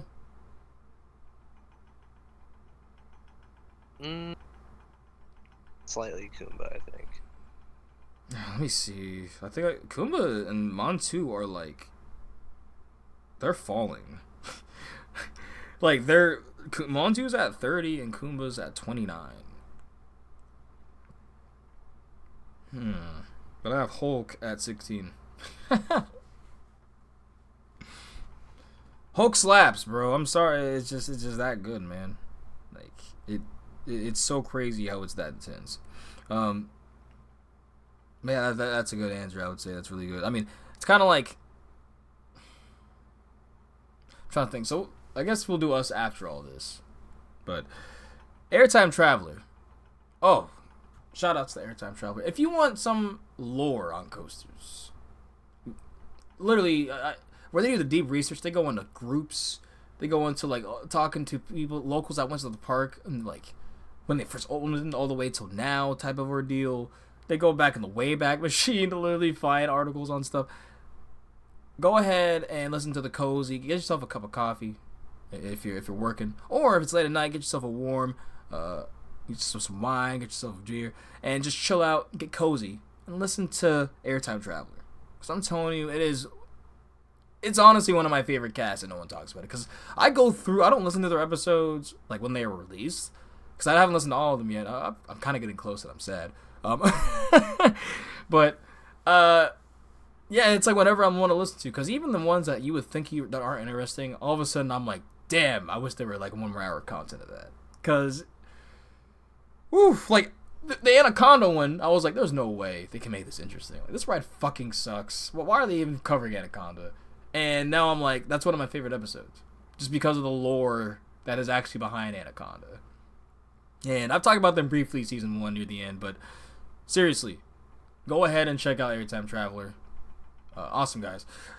Awesome people. Very cozy cast. But yeah, their question, or the answer to our question, was disappointed. Magnum XL200. Ugh! You just singed my Magnum poster behind me. Really? You can't be saying stuff like that. Well, for real, I get it. It's a polarizing roller coaster. I get it 100%. But, they elaborated more. Layout was fun, but the restraints on the Bunny Hill finale were extremely painful on my thighs. Yeah, the pain feels good. I will say, it literally is Airy 1.0. That section. But, on here, you'll, they'll also say, surprised by Thunderhead. RC, I can't wait for you to ride that ride. That's so up your alley. They say, I typically rank wooden coasters lower than most. But this one was the opposite. Almost ranks it higher than Lightning Rod. And I'm like, for me, before even they took off the launch, it was ranked higher than Lightning Rod. Now, that's like I said, I love wooden coasters. I love the wild ways that they throw you around the car. So yeah, I think it's gonna be a given for me. But Lightning Rod has really grown on me. It really did. Because I remember getting off it the first time, and I kind of felt like Iron Rattler level. I was like, eh. But the more I rode it, the more I fell in love with it. So I'm wondering if I get more rides on Iron Rattler, if it would move up for sure. So yeah, that was the Twitter side. Instagram though, Airtime Mike gave us a lot of fucking ones. I don't know if. Thank you, Airtime Mike. I really appreciate that. But we're gonna start off with Meg, because I just like this. We're gonna start with. We're going to start with this rides are underwhelmed first, because we're going to end with a good note here. So, Meg said onion. And if you don't know what onion is, Orion. Onion 287. So, RC, I really, really am afraid to ride that ride, because let me tell you, we already know how we already kind of shit on Millennium Force, and that hurts people's souls, but every motherfucker I've talked to, I shouldn't say that. Y'all ain't motherfuckers. Y'all are good ass homies, actually. All the homies I talk to. Every homie I have talked to has said Millennium Force is better, like almost unanimously, and they have different tastes. And I'm like, how are you gonna make a ride 20 years later? Like, different, more innovation, more technology, and you make it worse than the first Giga. Millennium Force and Onion are just both boring. Okay, but like if you were to pick right now, which one would you ride?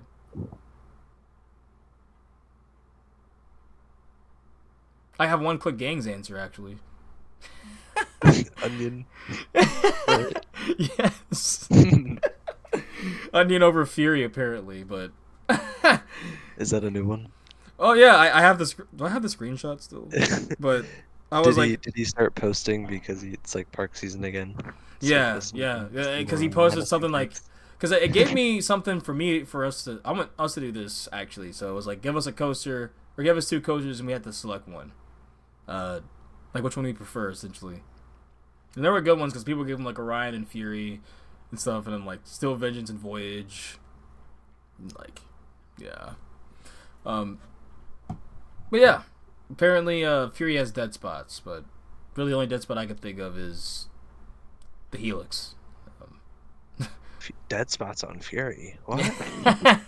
I need to send this to you, bro. I was crying. I was like, I was like, he's a satire account. It's satire. They are satire. Like, it is no other way in my mind. Go ahead and follow them. They post good posts. They have good posts. They're a fun Instagram account, I will say. That's why I still follow them. I wouldn't if I actually got annoyed by them. But definitely have controversial takes. So that just be prepared. If you can't take that, then maybe you shouldn't follow them. But I love it. I love seeing the difference in opinions. Where is this picture? This is the mods. Oh yeah, I'm in the wrong chat, my bad. But yeah, I'm about to get more to the Instagram here. I just gotta send you this.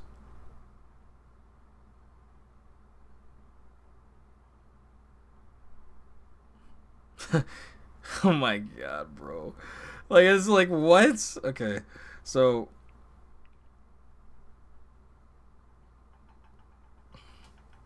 alright, continuing, and I'll do this with a card hit, because I feel like I just gotta shout out the homies, man. Like, there's just so many homies, and like, little dudes. I really wish I could have hung out with I really wish I could have hung out with you more, but little Thoozivert, Nick, shout out, because he's been getting into the photography game, and it's been gas. It's been doing some good work. He does not look like an amateur at all. To put it lightly. And that stuff's dope. Yeah, but I hope to see them around one of the home parks this year, or even outside of the home park. That'd be dope. Because I saw them briefly when I was Sunday. Last Sunday I was there. The last time I was at King's Dominion, the opening weekend. And he was getting them angles, and I was who was I with? Oh, I think I was with Theme Park Stories. So yeah, we had limited time. He was letting know he was going, and I'm gonna feel overwhelmed the Holiday World again, aren't I? But Nick, RMC fanboy. Oh yeah, RMC fanboy. Jersey Devil just lacks the bite, except from my just lacks the bite I expect from an RMC, minus the first drop. I can't tell you yet because I need to still get on it, but that's what I hear a lot. I hear it's running better. It's a lower tier RMC for me, I feel like. Have you got on Flight of Courage yet? Magic Mountain? Yeah. Yeah, it's my favorite Raptor. What? We've talked about this before. Yeah, okay, but like, what happened to Wonder Woman? I thought you liked Golden Lasso. Not really. Is it really too like the restraints are too much? Yeah, pretty much. No, I don't get that pacing. Literally looks right up your alley. I'm just confused. I don't know. It's weird. I just not for me. So like, was it too much? I don't know. There was just something about the way the ride tracked and jostled, and just there was just something specific about GLC that it didn't really sit with me. Cause I still see people have that in their top 5. I'm like, huh? It's on my ban list, low key. Well, okay, you gotta ride it once they have the. I don't know if they're doing the trains right now, but or the track or nothing. Low key on my ban list. God damn, that's one of your least favorites. Jesus. Nah, I'm just shitposting. No, I'm about to say, I'm like, that's like me with SNS free spins. I'm like, all right, you guys get the credit, I'm good. I'm like, I'm not trying to ruin my whole day just to get a credit. That's just my memo, but yeah. So Jersey Devil. I think that's all the response we got for underwhelming, unless because Airtime Mike just gave rides that he was excited for, to be honest, or surprised by. So we're gonna go to those. But continue with Meg. Leviathan. Carowinds. This is for surprise. Seated expectations? Yeah. Leviathan. I've heard mixed things. I've heard barely better than like Orion or stuff like that. I've heard it's really good. Just Fury's better by a slight margin, and I don't know. I look at it, I'm like, that looks like a good ride. I can see that being top 30. I don't know. Personally, for me speaking, what do you think about Leviathan? If you can get on it, it's B&M. Is it unfair to write it off because it's B&M? Sorry, I was saying. There's no way you were. Again. What? That was like third bowl. No, that was Damn. Uncarded. And I was laughing at your fucking comment about B&M. Too unfair to write it off immediately just because it's B&M. Yeah, I mean, you're not wrong. But it's a Giga. It's kind of hard to like. I don't know. I mean, Leviathan is apparently one, but like, I don't know, man. It just doesn't be. I'm afraid to ride that ride. I mean, I've heard people say good things, but I've also heard people say Behemoth is better than Leviathan. So. Yeah, same.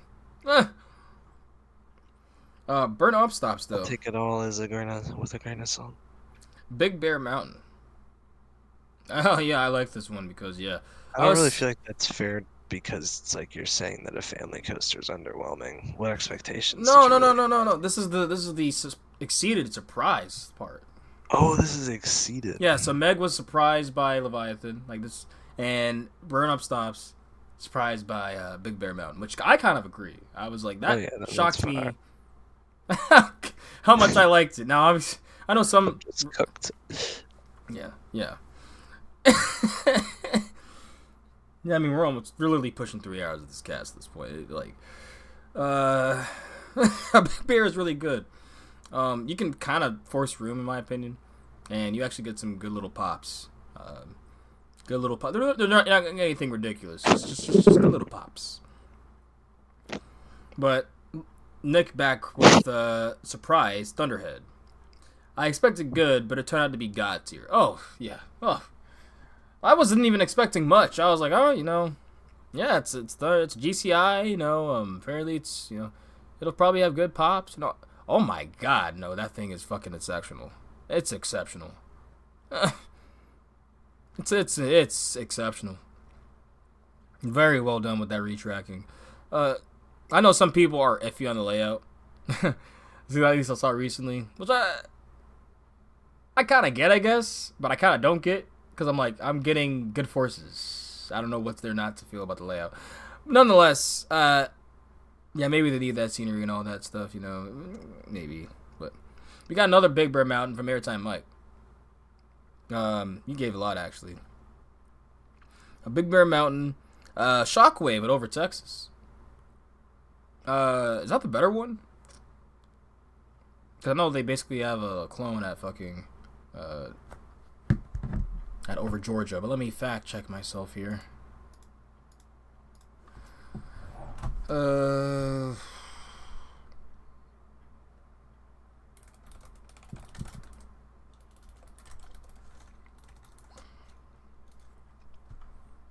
Yeah, that's the fucking... They're clones, I think. I can't believe that reaches 60 miles an hour, actually.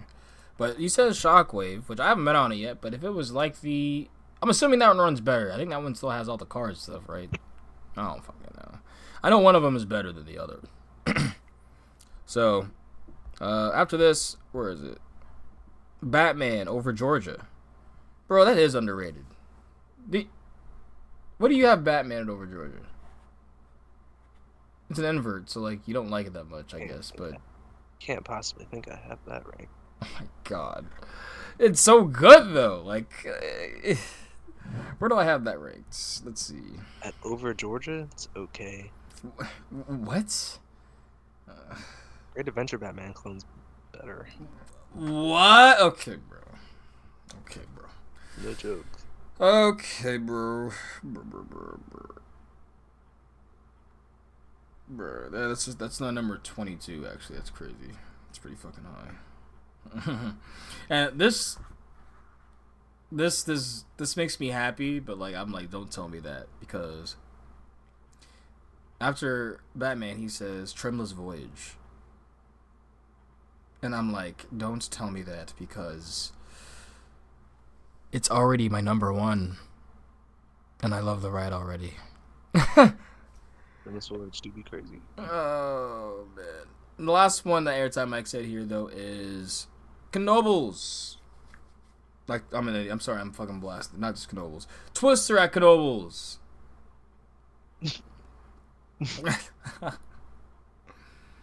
Oh man, but yeah. Alright, that's what I'm saying. I've heard mixed, it's like 50-50 from what I hear now. Some people like Twister more, some people like Phoenix more.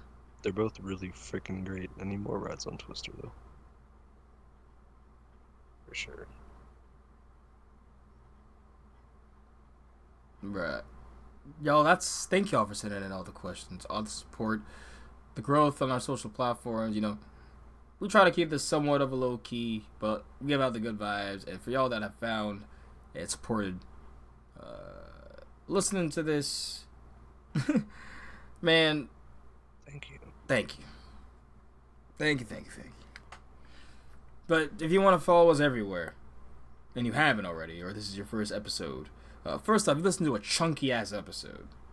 Second, go ahead and follow our Twitter /X, because that's the shortest one, and the High Roller C, and it's the main, and at West Tower C for me. But on the Instagram side, the main is at the High Rollers DMV and RC. Minor time. And you can find me at West Howard Coasters. But nonetheless, y'all, keep it easy. Keep it homey out there. Stay homey. Peace. Never know who you meet in this hobby. Peace out, man. I'm cooked.